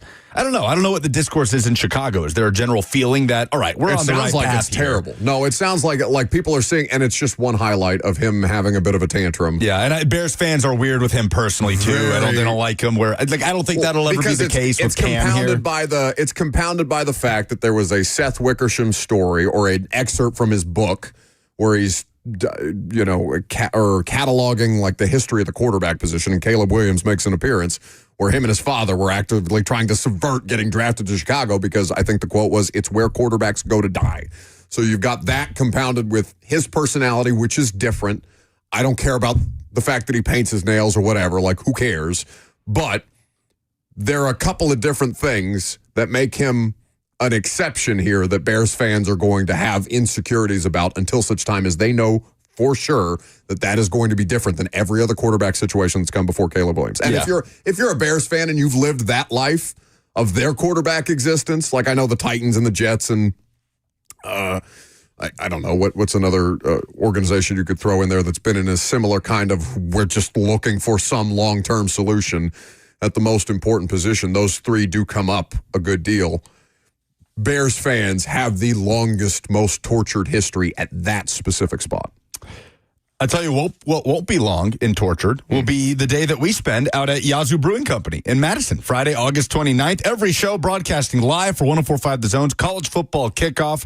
Join us as we celebrate the start of the college football season, 10 a.m. to 6 p.m. So not every show, but us through 3HL. The morning guys will be in studio. While you're there, sign up for a chance to win Tennessee football season tickets and more, plus free kickoff t-shirts, glasses, and other prizes for the first 250 people that are there. To learn more, visit 1045thezone.com/events. Buck won't be there because he doesn't want to see you guys or hang out with you guys. Robert and I will, as well as Cover 2 and 3HL. Yeah, who wrote that copy? Every show's going to be there. Just kidding, almost all of them. No, that was me. That was just user error.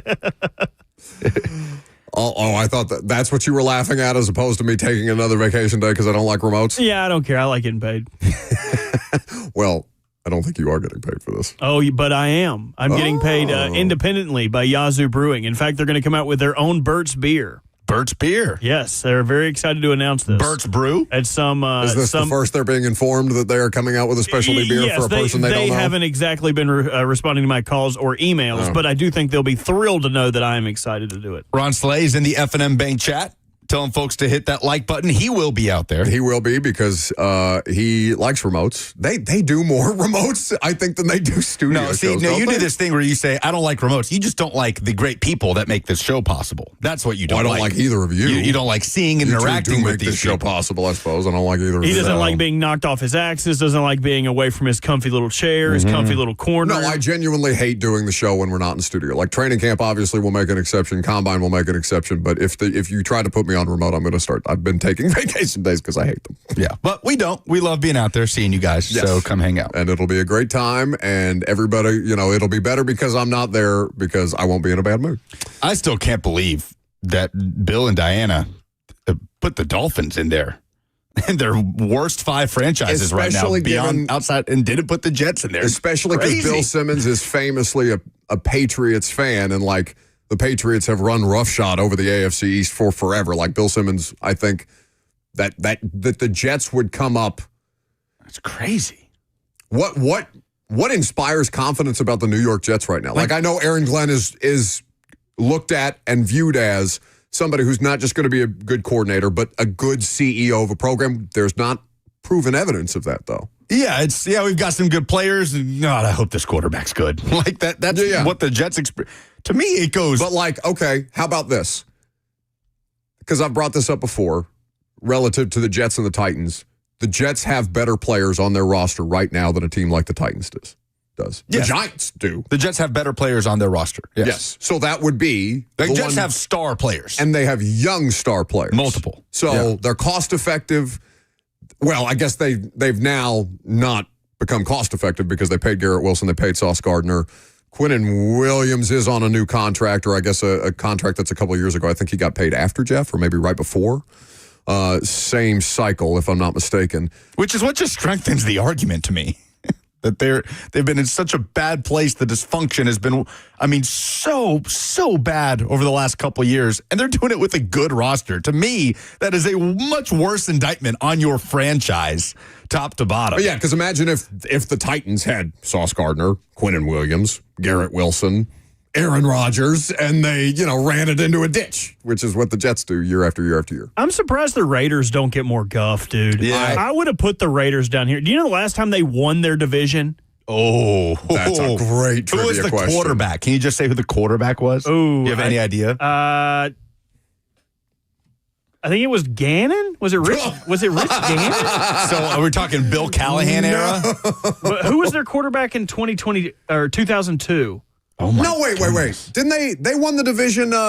They didn't win the division the year that Carr got hurt and they lost a playoff game to the Texans? No. They had 12 wins that year. They were second behind the Chiefs, I'm assuming. No. 26. I'm looking at it right now. That's Goober. before Mahomes. Second of 4. They did not win the division. They lost in the wild card. What year would that have been? The year he's talking about is 2016. They did win 12 games, but they came in second. So Alex Smith? Is that Alex Smith? That would have been Smith, yeah, because Mahomes would have been a rookie, and he famously didn't play. His rookie year was 18. No. Or 17, excuse me. His rookie year was 17. Oh, my Lord, I'm going to have to go to His rookie year was 17 because it was the year the Titans beat the Chiefs in the playoffs. That's right.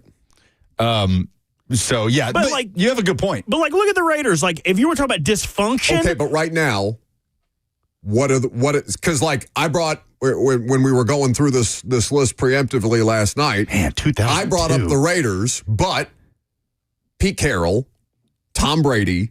Yeah, but they haven't done anything yet. No, but I'm talking people about are now. How much? Okay, I understand that, but currently they are being run by Pete Carroll and Tom Brady.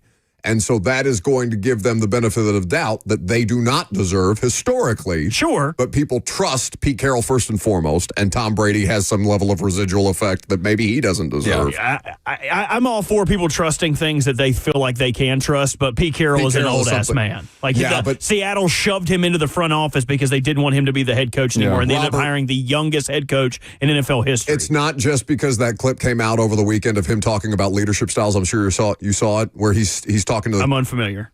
Okay. In fact, I think I may have sent it to the Twitter group. It's worth playing here because, like, there is a level of buy-in that Pete Carroll automatically gets from people, and he has earned that. The feeling around the Raiders is definitely better than the general feeling around the other teams we've talked about here. They have a veteran quarterback that can be relied upon. They've got a contender for Rookie of the Year, Ashton Genty, Chip Kelly coming back as the play caller. Do you have it? I don't have it. I can't find it. Okay. But my whole point with this was the last time they went to the playoffs was with an interim head coach who they decided not to hire so they could hire Josh McDaniels, who then they would then fire in a year to go to another interim coach who they would then hire to then fire to hire an old geezer. So they have someone who can say, oh, we actually have a leader now. We have someone who's done this. I've resent that. And that is what they are getting grace for, is because Pete Carroll is a proven winner and program builder. And I've just resent it to the group if you want to play that. This is him speaking to his... They've been incredibly dysfunctional. How much of this do you want? Because it's 3 minutes long. I want the whole thing. We don't need to play the whole thing. We should do that in the next segment. I'm Buck Rising. It's 104.5 The Zone.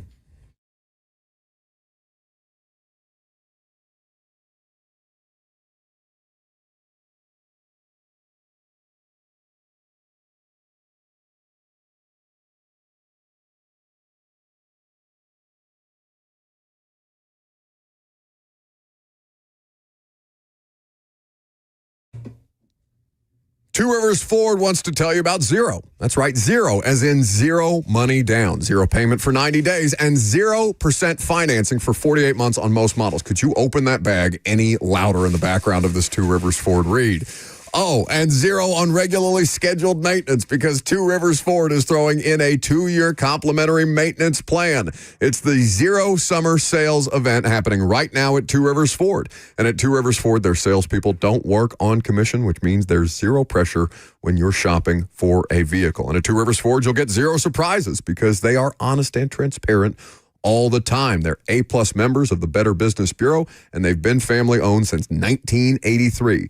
What you see is what you get at Two Rivers Ford, which is why they are the South's most trusted Ford dealer. So get to Two Rivers Ford for the Zero Summer Sales event today, because the sale ends September 2nd.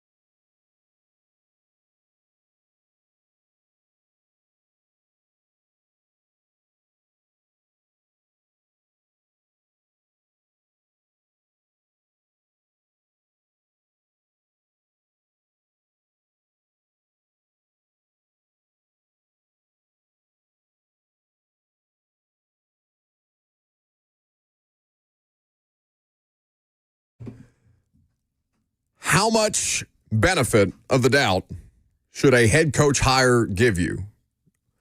Corey Curtis was on the radio show on Friday when Lucas and Robert were off, and we talked about the idea of a CEO running a professional football program, and we were talking about it within the context of Brian Callahan and how there's still some learning there to be done.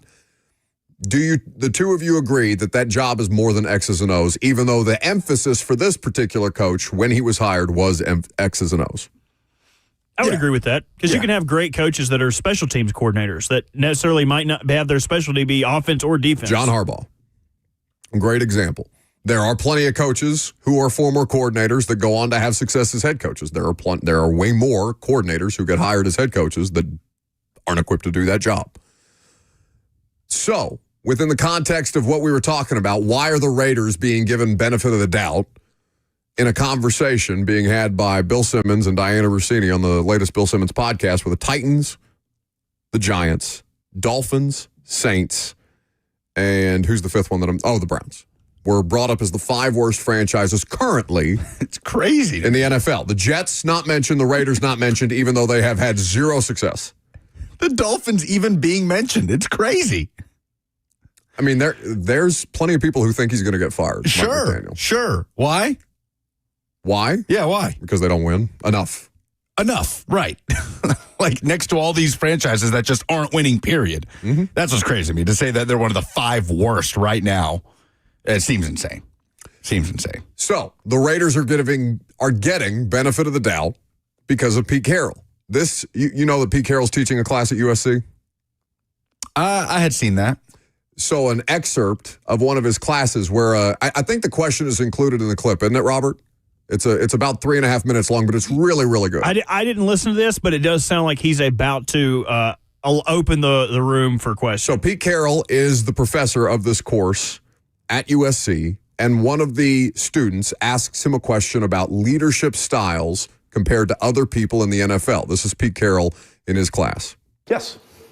I was wondering if you could compare and contrast sort of your philosophy and style of coaching with the other most successful coaches like Belichick, we've talked about. Good. Yeah, that's really good. Other sports like Popovich, Phil Jackson. Yeah, shut up and let him talk. Yeah. Well, you mentioned a whole array of guys. They're all different, okay?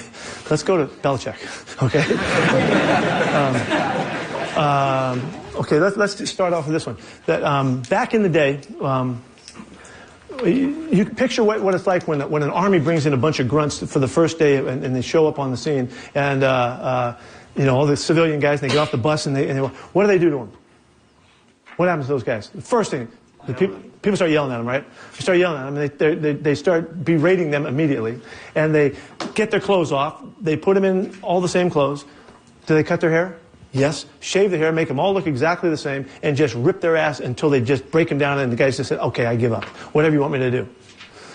That's the extreme illustration of authoritarian, coercive way of teaching and leading a group. It's the most famous, the most successful way in history. It's the one that people understand the best. You beat people down, make them scared, just do what I tell you, don't do anything else, don't take any chances, just do what I tell you to do, and then that leader can count on what you can do. Okay, that, to me, that's the extreme authoritarian way of teaching. That ain't the way we teach, okay? It's also not the way that special forces units are taught. They're taught, and they beat the hell out of those guys. We relate a lot to the process that those guys go through. They beat the hell out of those guys so they'll learn to persevere, and they can hang through anything. There's nothing that they can't withstand. But they also teach them to think. They teach them to respond to the training that they encounter during the time they're there, so that when it comes time to function, they can't just do only what the guy tells them to do, but they can think for themselves, they can react on their feet, they can respond, and if they're really gifted, they can make great choices and great decisions to do things that one guy could never accomplish otherwise. In special forces, they do just 7 or 8, 9 guys. And they'll take on hundreds of guys, and they can whip their ass because they know how to function together and work together. And they outthink, they outsmart, they outreact. That's right. That's the end of the spectrum that we're trying to teach on and coach on. We're at the other end of it. We're trying to celebrate the individual with extraordinary commitment to practice. Practice is everything to us. We work our guys' ass off. They work hard, they work fast, they compete, they battle every day, but they're having a good time doing it because they know that we're supporting and celebrating who they are and empowering them to find their very best. That's the other end of the spectrum. Does that make sense? Popovich is in the middle somewhere, okay? And who's the other one you asked? Phil Jackson. Phil Jackson's kind of more, we're kind of over here, me and Phil, kind of over here a little bit more, And then Bobby Knight's way the hell down here. He's on the other end, those are the illustrations. And it's interesting that the authoritarian way doesn't trust people. They don't trust you because they're afraid that your own personal things are going to get in the way and you're going to respond out of the norm and they can't count on you. It's a great way because that's how you control big groups. We just don't think that way anymore. That's now running the Raiders, which is why they're getting the benefit of the doubt. Yeah, there is optimism around the Raiders, for sure. But so I get why they're not on this list. But to Robert's point, they are the team, like they're the exception in that regard, that has done nothing but earn their way onto this list. For sure. But because of what they did this offseason specifically, that there is this sort of trust in Pete Carroll to just lift them to a place of stability and competence. 2002 is crazy for the last division title. I'm willing to grant Pete Carroll that level of trust, though. And I know it's short term, and I know he's 73, but that kind of person running, that person knows how to organize, how to lead, how to correct without doing the thing that burned Bill Belichick out of the league. Right. With any positive, there is a negative, though. And the negative would be that, okay, so who's going to do it when he's done in a year or 2 years? I think the logic is John Spytek is there to learn under him as kind of a Brady acolyte from Tampa Bay. He's the general manager there now, and he's, I think, in his 30s, right? Maybe early 40s. My only thing is, like, the last team we saw do this with was the Texans, where they brought in a coach to right the ship with Lovie Smith and no, that was a very different situation. I mean, it's pretty much the same thing. You have no stars aside from your biggest player. They went after Pete Carroll. Sure. Lovie Smith, everybody had hired a coach. They looked around. Lovie Smith was on staff and said, okay, we'll just David Culley our way through another year. Okay. That was very different. So you think that they have huge aspirations of competing, or his job is to right the ship for the next guy? You talking about the Raiders? The Raiders. I think both. I think that they have aspirations of competing, and then he is going to pass it on to the next guy. I do think that is that. Yes. We will see. Sure, it's fair. It's fair criticism, but like one guy has done it. He has done it. He has done it at every level, except he was a bad coach for the Patriots and the Jets, right? Sure. And that's 100 years ago. I just don't think there's another a closer thing you could point this to, because he is not the coach of the future. Same way David Culley and Lovie Smith weren't the coach of the future. No, but if you wanted to bring two guys in, let's make it Spytek and Brady, okay? Tom Brady is going to get the benefit of the doubt here. Maybe he shouldn't get. John Spytek is somebody who's well regarded by his peers. I don't know him personally. Yeah, we know. I love your unnecessary clarifications. I mean, we know, bud. That's pretty funny. That's pretty funny. I did love Pete Carroll there at the beginning of it. He's kind of like an old jalopy, like sputtering. But once he gets started, once he gets going, he's got you. He's going. I've always liked Pete Carroll. I could see him. I could see wanting to take his class. But like, if that's the guy that's responsible for teaching Spytek and Brady and ushering that next iteration of the Raiders, maybe they don't get benefit of the doubt after Pete Carroll leaves. But you trust that person to at least put them on the right course, which is the only reason why the Raiders would get any benefit of the doubt in this conversation. They are an exception here because they have been as bad as any of these franchises. By the way, that 2002 Raiders team, Robert referenced, last division champ, Bill Callahan, the head coach, and they beat the Titans in the AFC Championship that year. That's crazy. And Jerry Rice was a second-team All-Pro receiver on that Raiders team. They lost in the Super Bowl. 615-737-1045 is the number. Well, I suppose we were supposed to talk about that MLB situation at Bristol. We can do that before polls. Brian Callahan lit the Titans' ass up yesterday after a terrible, arguably their worst training camp practice. We'll get into why coming up next.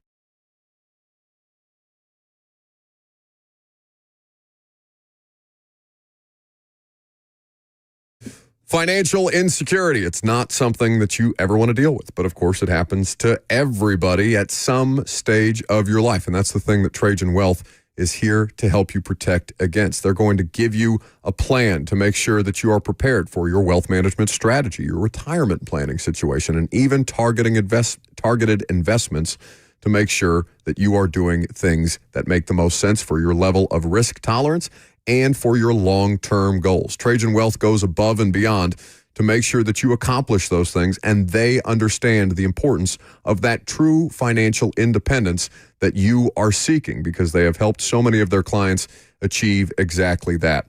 Trajan Wealth has 2 locations here in Nashville, or in Middle Tennessee rather, in Brentwood and Franklin. The website, TrajanWealth.com, is where you go to visit them for more information, to understand all the different tools that they can give you to make sure that you can feel that financial independence that all of us are seeking at any given point.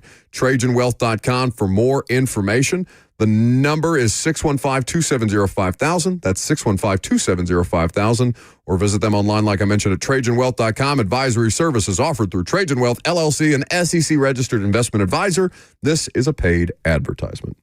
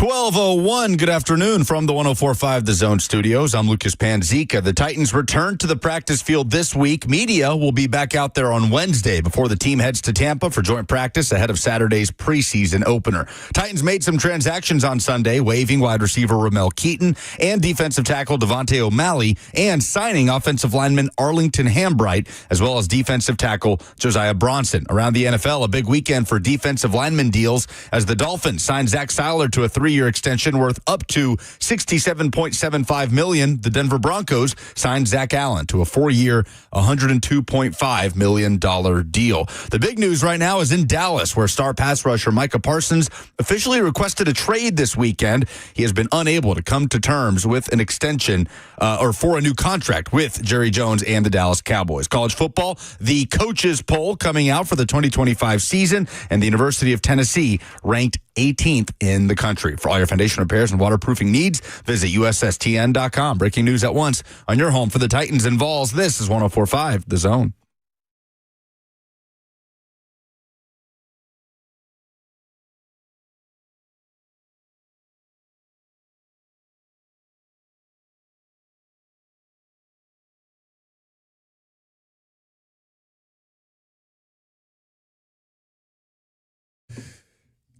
Final hour of the show. Happy Monday. Welcome in. Welcome back. If you've been hanging out with Robert, Lucas, and me, one more to go.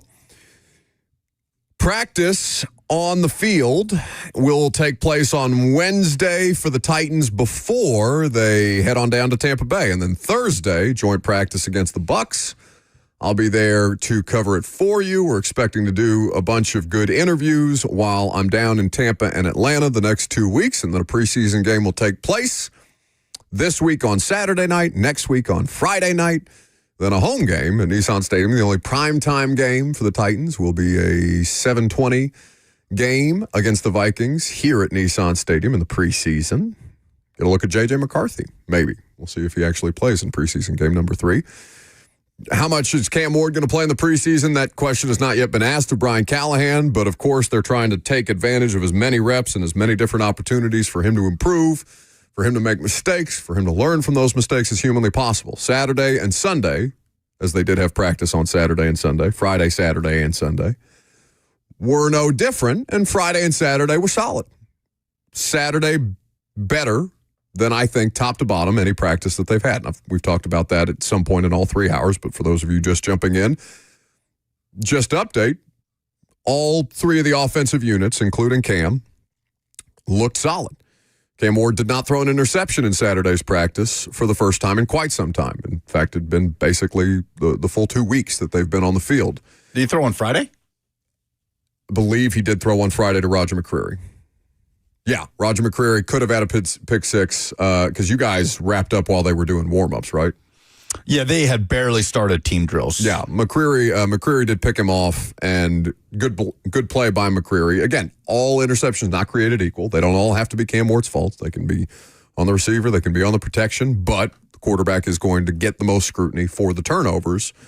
And we talked to Nick Holtz about that when he was on the radio show with Cosell on Wednesday. Trying to avoid the turnovers, understanding that they're learning opportunities. Sunday was awful. It was really bad. And we gave you the context for why. Now, it doesn't mean that it has to be that bad. They're welcome to exceed expectation, but right now, I think a fair expectation of Cam Ward is when they're running 12 straight zero blitz plays at him, and you don't know whether Denard Wilson is sending 8 guys at you or 4 or 5 or dropping some into coverage, but it's the same look every time, and you're backed up in your own end zone for a good portion of practice, and that's a difficult situation for any offense. They put the offense in some extreme disadvantageous situations. Low red zone, backed up in their own end zone, and then the bluff it or bring it section, which is Denard Wilson's 12 straight blitz concepts. So defense had the upper hand with the situational stuff. In all 3. Offense wasn't able to overcome that upper hand. In any of them. Yeah. Any of them at all. And all 3 units. It wasn't just Cam Ward. Tim Boyle, I thought Tim Boyle was the best-looking quarterback at practice on Saturday. He had a couple of really nice throws to Alec Iamaner in particular that I think got a lot of love on social media, and people are very excited about the 4th-round rookie out of Stanford as well. And you should be. I think Alec Iamaner is going to turn into a good player at some point. But Sunday was an extreme. It was their worst day of practice to date. Brian Callahan got pissed at them, not because it was their worst day of practice to date, but because he was pissed about the way that they did not respond. He was pissed about the defense taking their lunch money, and he was pissed about the fact that he didn't like the way that they were handling the situation as all three offensive units. It's not specific to Cam or, I don't know, Corey Levin or Calvin Ridley, who was getting frustrated. Jarvis Brownlee and Calvin Ridley got into it. Late hit after the play. And Tyke Tolbert was actually interesting to talk about that yesterday with he's the wide receivers coach, if you're not familiar. And like Calvin Ridley is somebody who gets very animated. And Tyke Tolbert talked about you just got to let him let off steam for a period of time, and then he's very receptive. But you have to know your personnel and how to deal with them. And they're all individuals. Cam Ward is no different. Was the, again, I wasn't out there this weekend, so was the body language from Cam still the same? Same exact person the whole way through. And that is the most, what's the word I'm looking for? For me, that's right now is my favorite quality about him as a quarterback. By a mile. It's his disposition, that he is the exact same person every time he's up there. Yeah. Uneffable with. Yeah. He can have a bad day at practice. He can be frustrated by a lack of success, and Holtz talked about that with us too.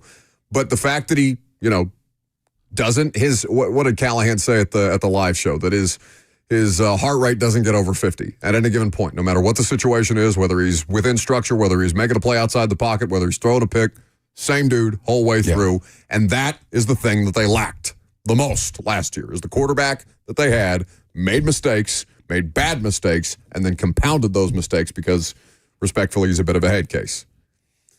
Cam Ward is not that. Now, at some point, you would like to see a couple of consecutive solid offensive practices, and you felt okay about Friday, and Saturday was better. They're still waiting for the dividends of his early learning process to come through.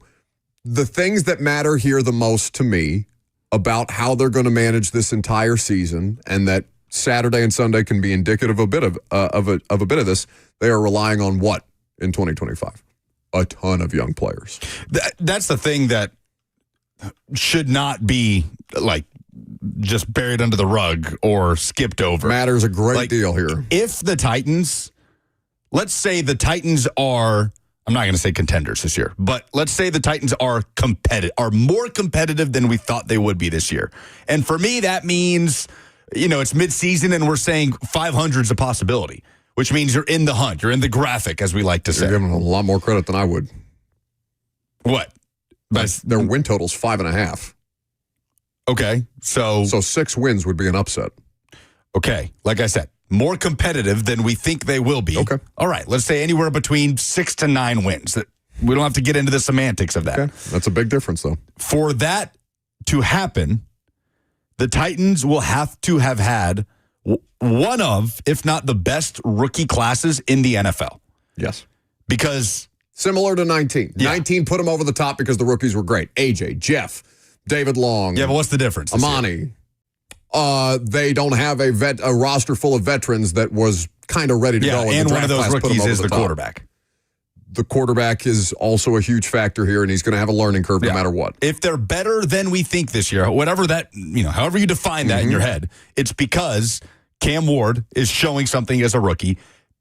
Both Alec Iomanner and or Chimere Dike are stepping up and contributing in big ways. I would think both. Femi Oladejo is just a natural pass rusher in the NFL, and he's playing above his weight for his rookie year. And he's been around the play in a lot of these situations, but you can tell that he's going to have to learn how to develop different pass rush moves because he's getting stalled out a lot. Yeah, it means Kevin Winston Jr. is contributing at safety. It means some of the other rookies are contributing on special teams. Like, for you to be better than you think you will be, this rookie class has to be one of the best in the draft. And it can still, by the way, be one of the best in their respective draft class, but not instantly, right? Like, we could be talking about this draft class as being a really, really good pull 3 years down the road when you're honestly able to determine whether a draft class was successful or a failure. This is going to have to be not only one of the best draft classes in the NFL, it's going to have to be one of the most instantly impactful. Yeah. Like, who had one of the best draft classes in the NFL last year? The Denver Broncos. And that included a rookie quarterback.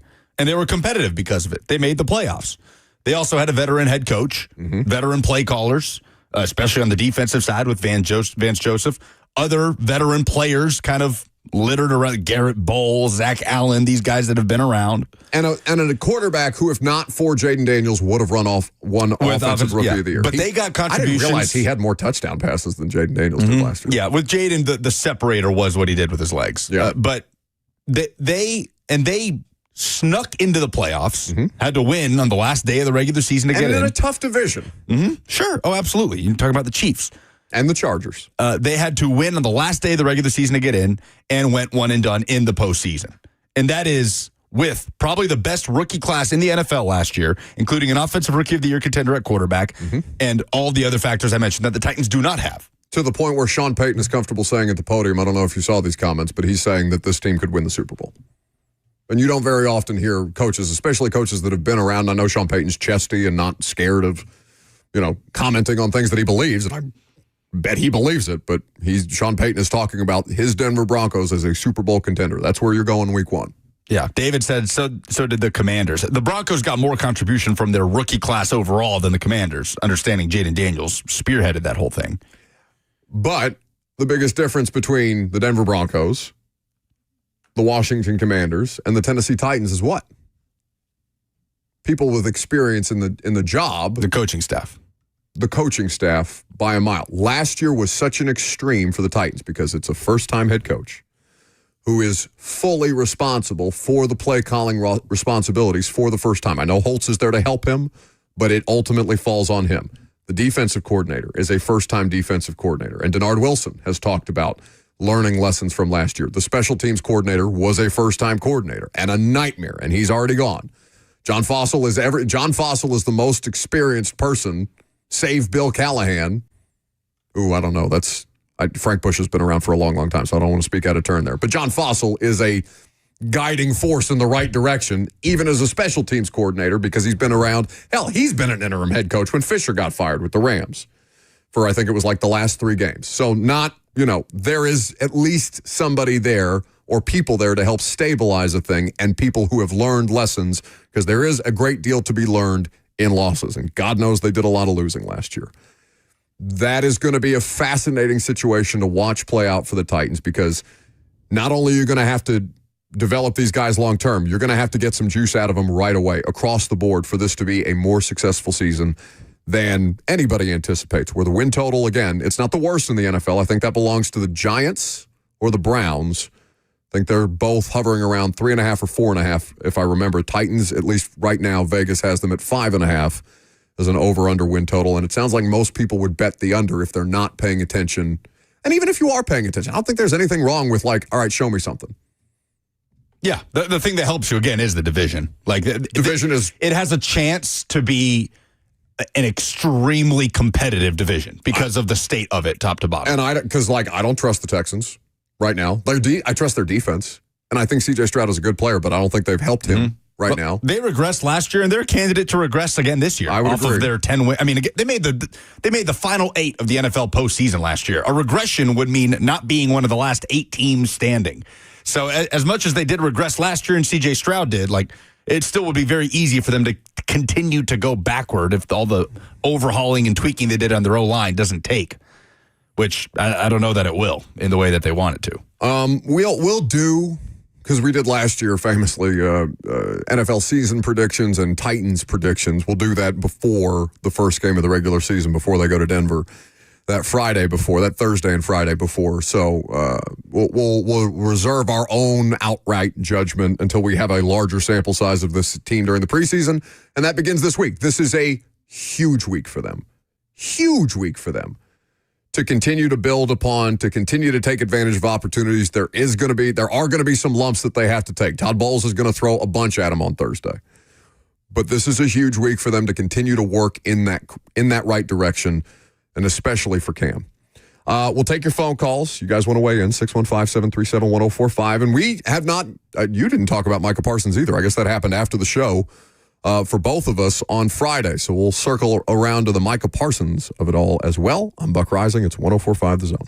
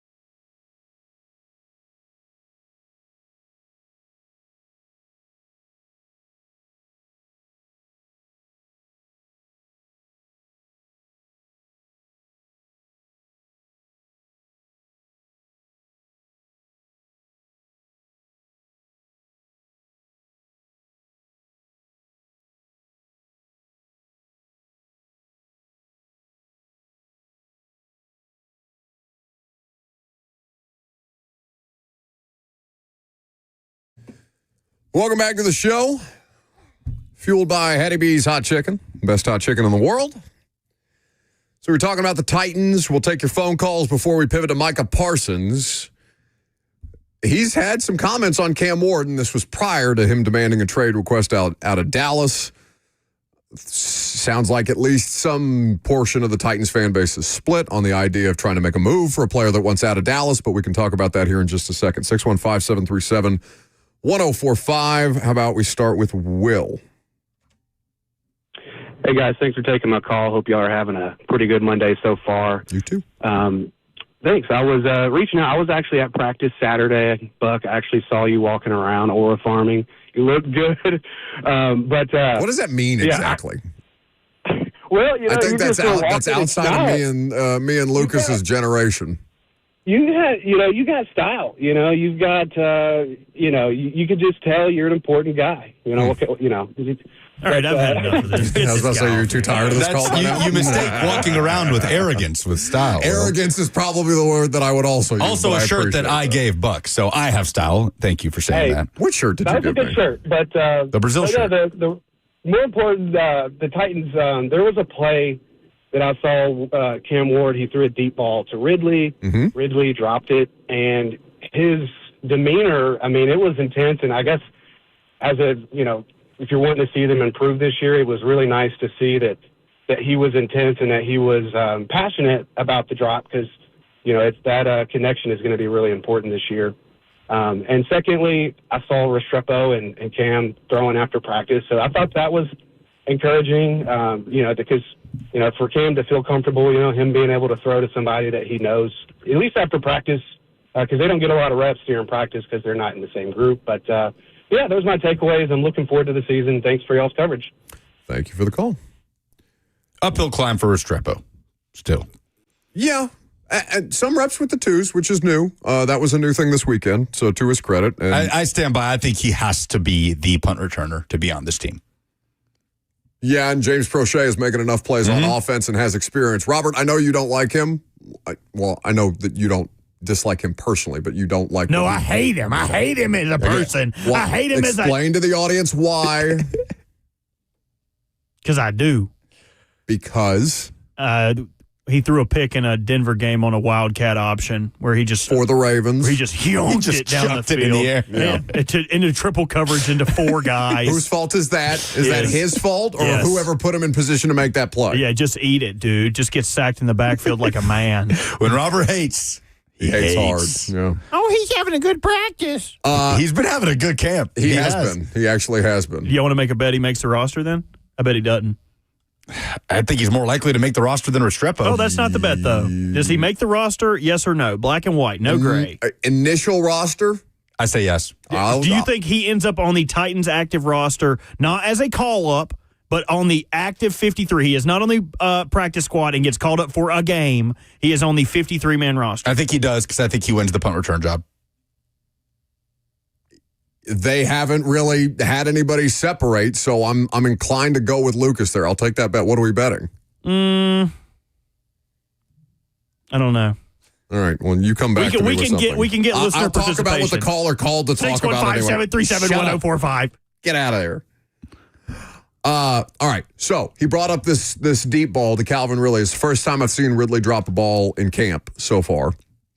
And Nick Suss and I were standing on the sideline watching that particular play. Suss brought this up, the idea that he thinks the two best throws that Cam has made during training camp at all, stadium practice or at Ascension St. Thomas Sports Park, have both been dropped. Oh, really? Like plays that would actually count. Because the Lockett play from the stadium practice got a lot of love. I think it's just because the most people saw it. Like, more people saw it. It ended up on the internet a couple of times. That's my favorite throw that I've seen from him. You weren't there on Saturday, right? I wasn't there Saturday, no. Yeah. This Ridley ball, it would have counted because he didn't get sacked.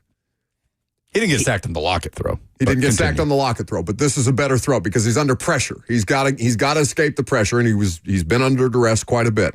He gets out of the pressure. He doesn't have his feet set. He launches a ball like you'd see him do at Miami, out of structure, but down the field, something that we've talked about him needing to work on. Short and late has been a thing, or at least a somewhat of a talking point for Cam Ward on deep throws. This was not. It fluttered a little bit. It wasn't the tightest spiral you've ever seen, but he put enough on it to get it there, to get it to Ridley in stride. Ridley drops it.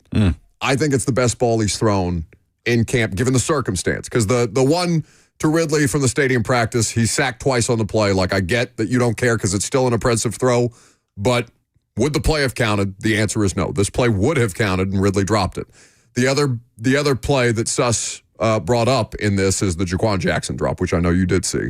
Yeah. Jaquan Jackson is very, very far away from being anywhere in the conversation about roster. Yeah, which is why I think Prochet wins the punt return job at the early onset, because that Restrepo, again, none of those guys have separated, and he's the only one in that group that is separating in team drills so far. But preseason games go a long way when it comes to that punt return battle. Sure. And John Fossil talked about this at great length after Saturday's practice, because they still have not yet gotten into the 11-on-11 stuff that he wants them to get into before they can make a legit determination on returner stuff. And that will come, of course, in training camp practices, joint practices this week and next with Tampa and Atlanta, and, of course, 3 preseason games before we finally get to September the 7th in Denver. The other part of this is Restrepo. Restrepo, I do think, is getting more run with the twos.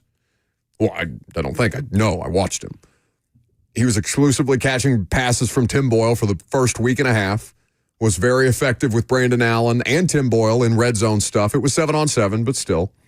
And Brian Callahan has been asked, I can't remember if this was Friday or Sunday. I think it was Friday, when he was asked about specifically Restrepo trying to separate from the pack as an offensive player.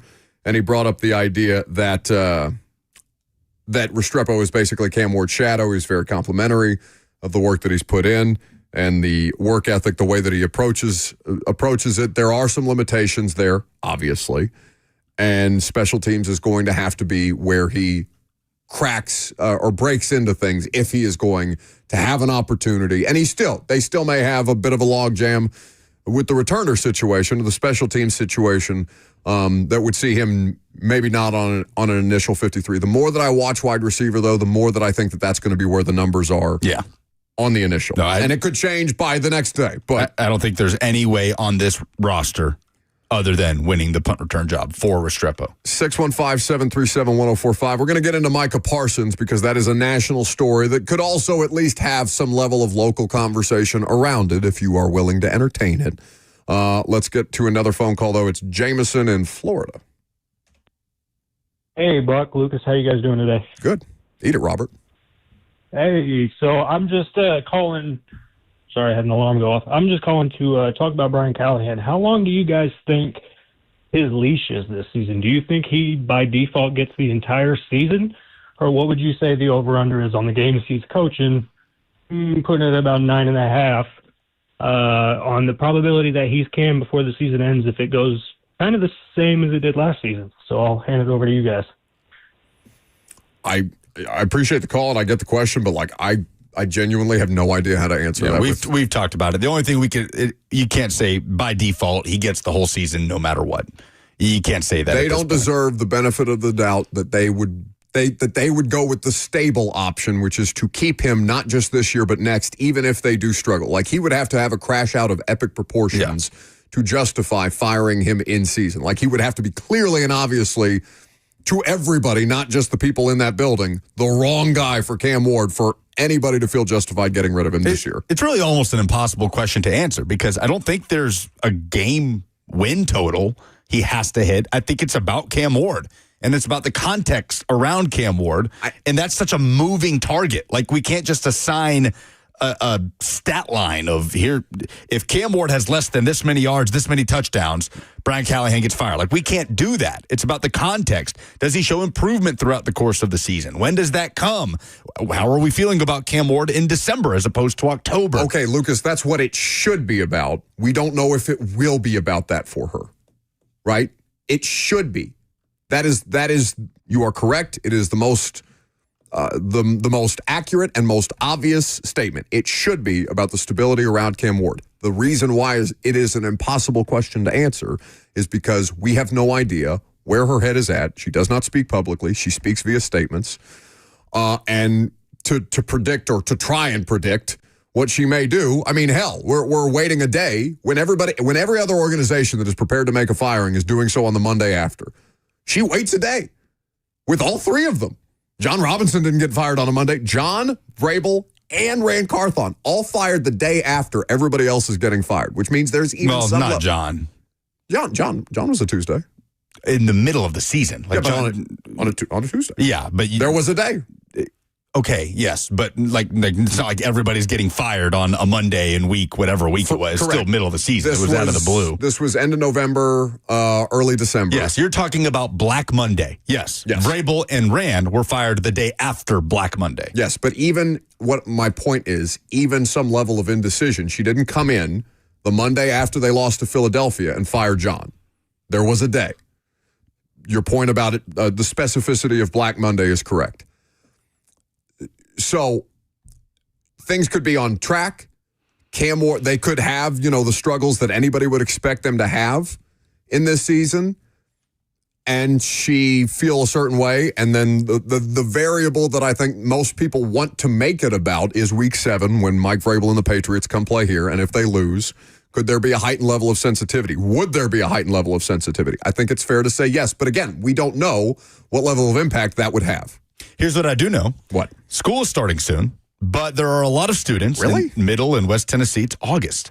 Middle and West Tennessee that will be returning to the classroom without the most essential supply, and that is food, nutritious food.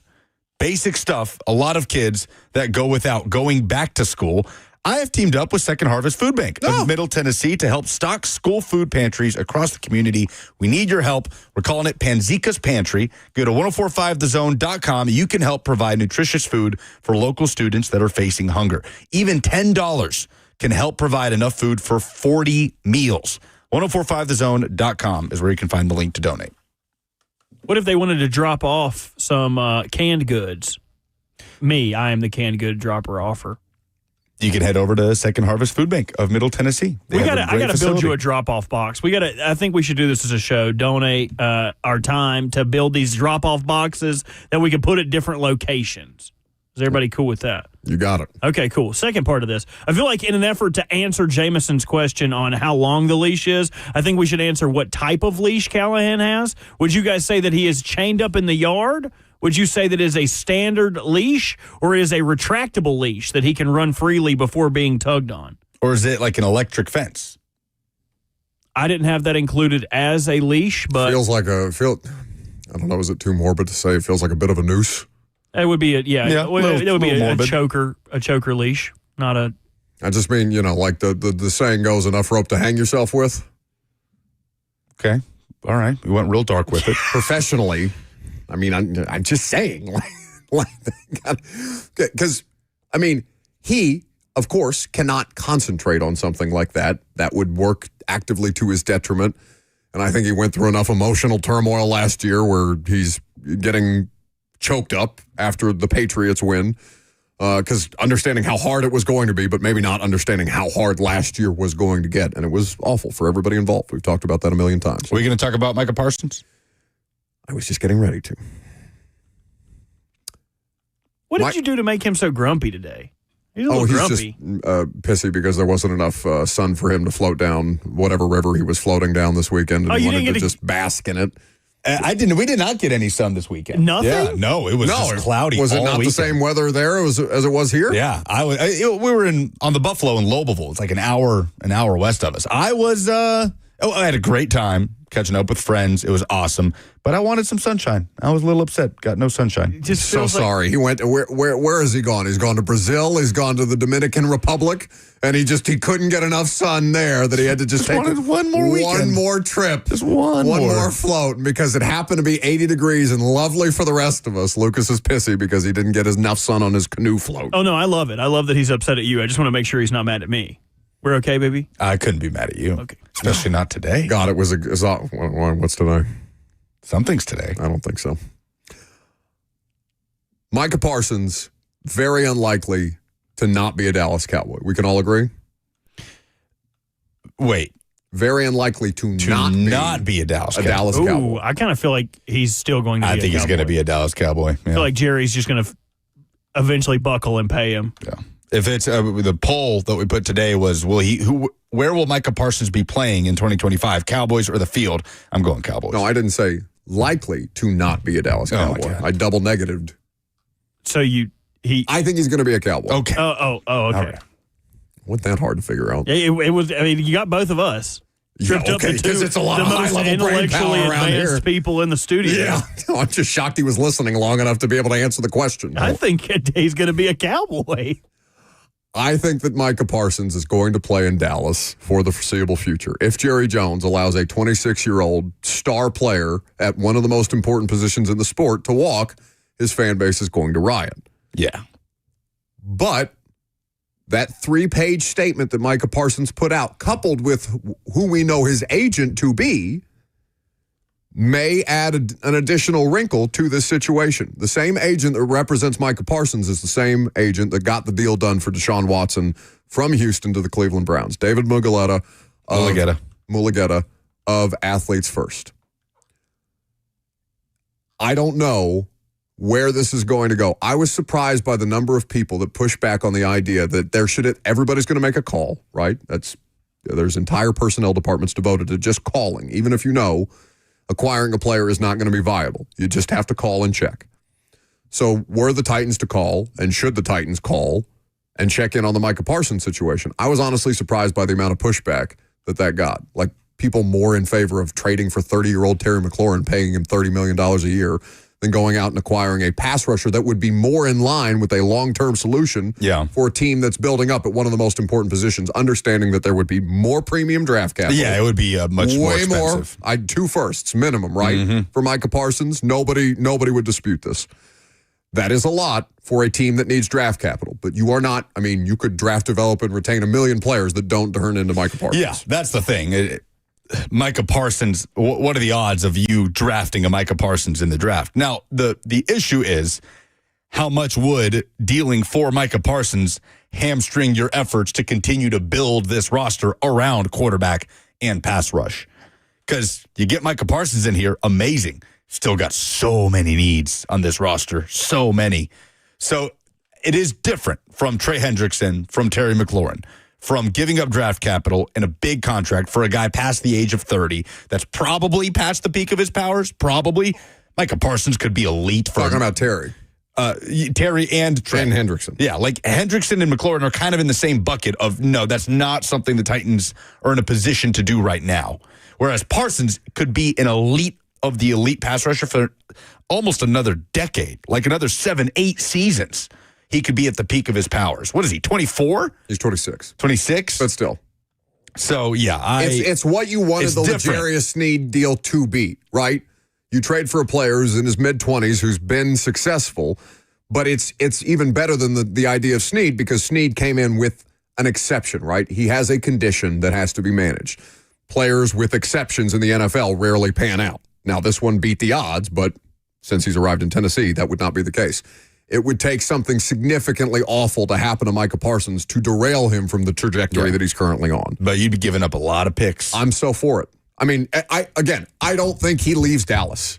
But if there is any sliver and the door is cracked even slightly ajar to get in there, I don't know how anybody could push back on that idea. It's so much different than McLaurin or Hendrickson or any of these other players that get talked about in theoretical trade discussions that don't actually go anywhere. Yeah, if we knew he wasn't coming back to Dallas, I'd still say it's not likely. I feel like there's going to be... For them? Yeah, like there's going to be a contender out there that could be willing to push that price even higher because they're in a window, and Micah Parsons could be the thing that takes it the next level. Whereas sure. Titans are not in a position to just say, sell the farm, we need Micah Parsons. Well, given what their pass rush unit is, they may be feeling a little extra urgency that way, but I do... in principle, agree with you. Like, there could be a bleep them picks out there team that's in position right now to have Micah Parsons help them win a Super Bowl. The Rams even have a first-round pick right now. Titans are the opposite of a bleep them picks team right now. No, but not everything should be taken as straight gospel, and I do think that Micah Parsons would at least make them reconsider that specific strategy. Last call for phone calls if you got them. I'm Buck Rising. It's 104.5 The Zone.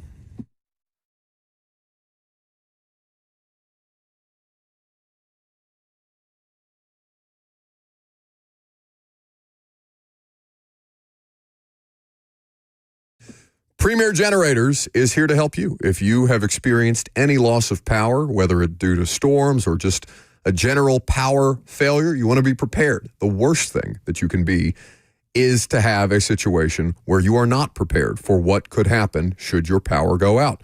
Premier Generators is here to help you with exactly that. It's more straightforward than most people think. Premier Generators takes care of everything from design to permitting to installation, so you don't have to stress about the details. There's no guesswork. They also offer you a free 10-year warranty. Call them today or visit them online at premiergenerators.com for an appointment so you can be power outage ready. The time to call is now. Make it a point to call Premier Generators and make sure that you're prepared for those situations that can arise. 855 Power is on. That's PWR is on. 855 Power is on, or go to their website at premiergenerators.com for more details.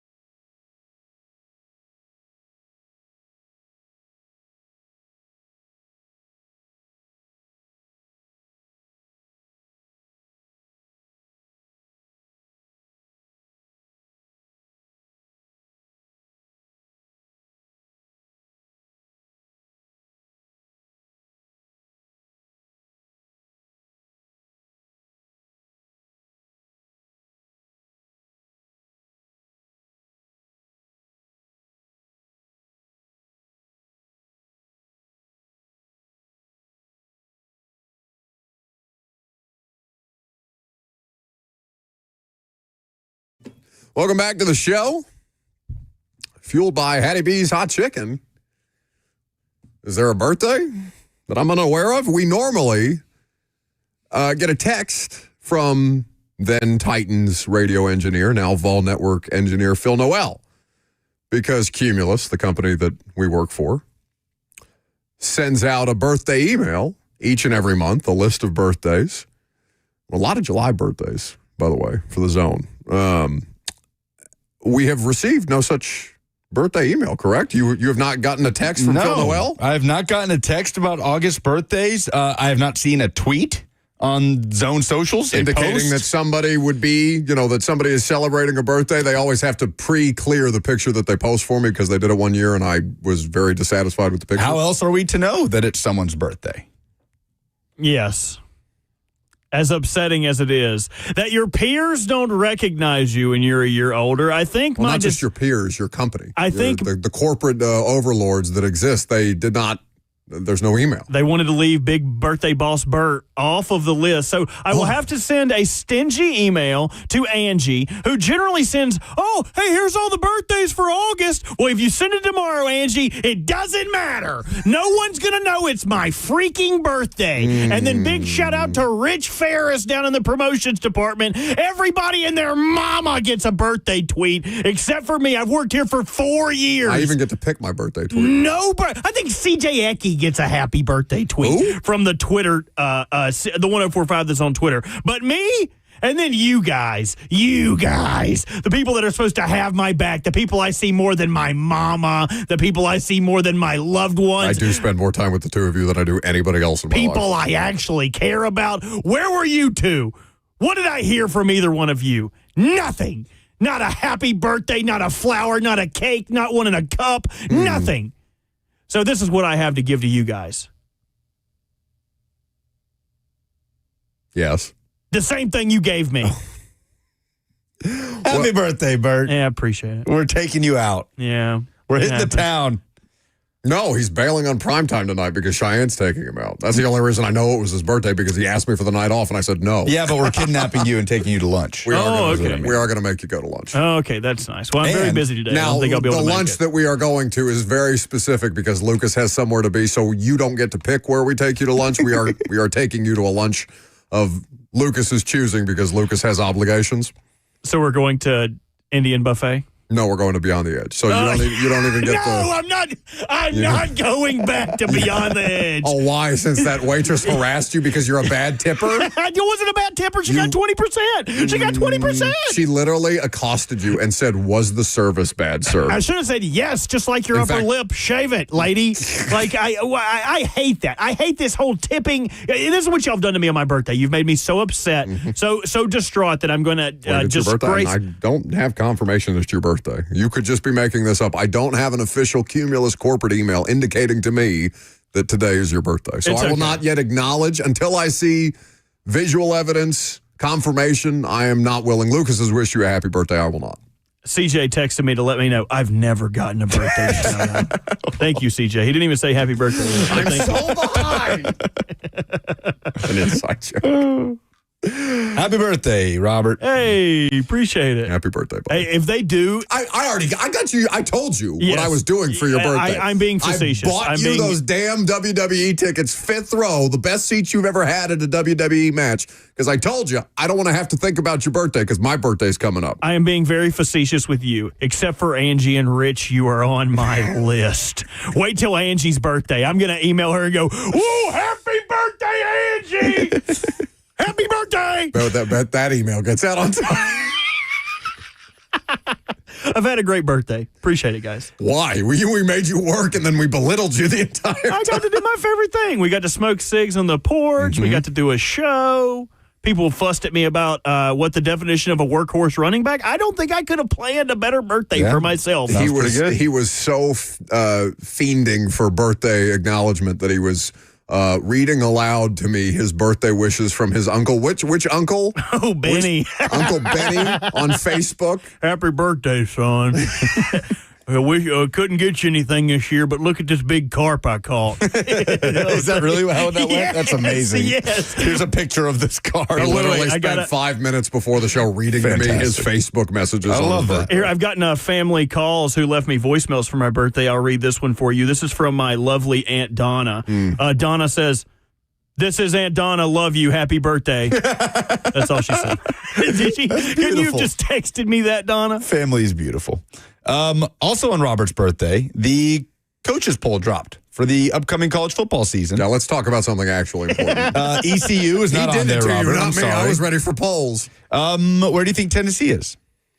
You told me who earlier had that 19th? We put Brett McMurphy's AP poll out there that he submitted had Tennessee 19th. I will say this is the coaches poll. 17th. 18th. Indiana is 19th. Okay. Texas 1, Ohio State 2. Week 1, Texas at Ohio State. Big noon kickoff on Fox. Could be number 1 versus 2. When does the AP preseason poll come out? That's got to be soon, right? That's got to be coming up. We're so close to college football. So close. Less than a month. All right. Are people on the phones now wishing Robert happy birthday? Is too busy to hit the polls? I hope they're telling you they love you, if they are. It was Sue Ann, and she said, happy birthday, I love you. And then she hung up on me before I could try to get her number. Play the polls. No. It's mostly because I can't find one. Oh, my God, It's Ross. my birthday. We'll do Star Wars. Yeah.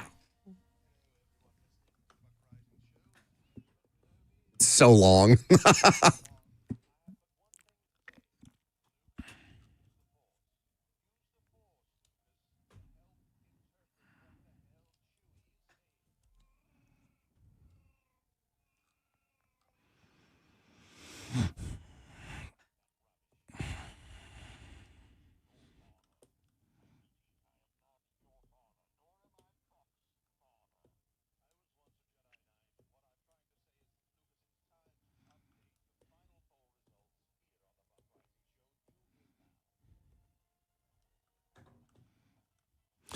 Presented by Two Rivers Ford, the South's most trusted Ford dealer. What is your biggest concern about the Titans' offense at this point? Nick says the pass catcher's behind Ridley.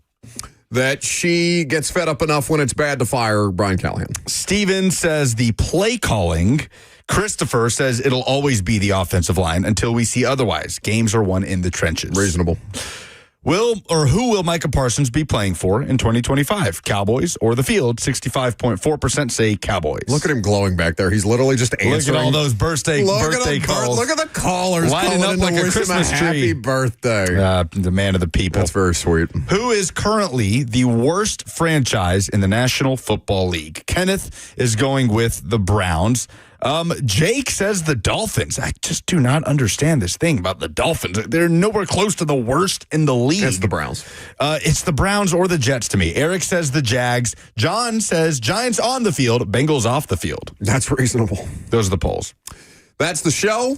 We're going to take Bert to a lunch he doesn't want to go to at a place that he doesn't like. Happy birthday, buddy. I'll do prime time tonight. I'm going to give him the night off so Cheyenne can take him to a lovely dinner. Have a great rest of your afternoon. Blaine and Zach are next.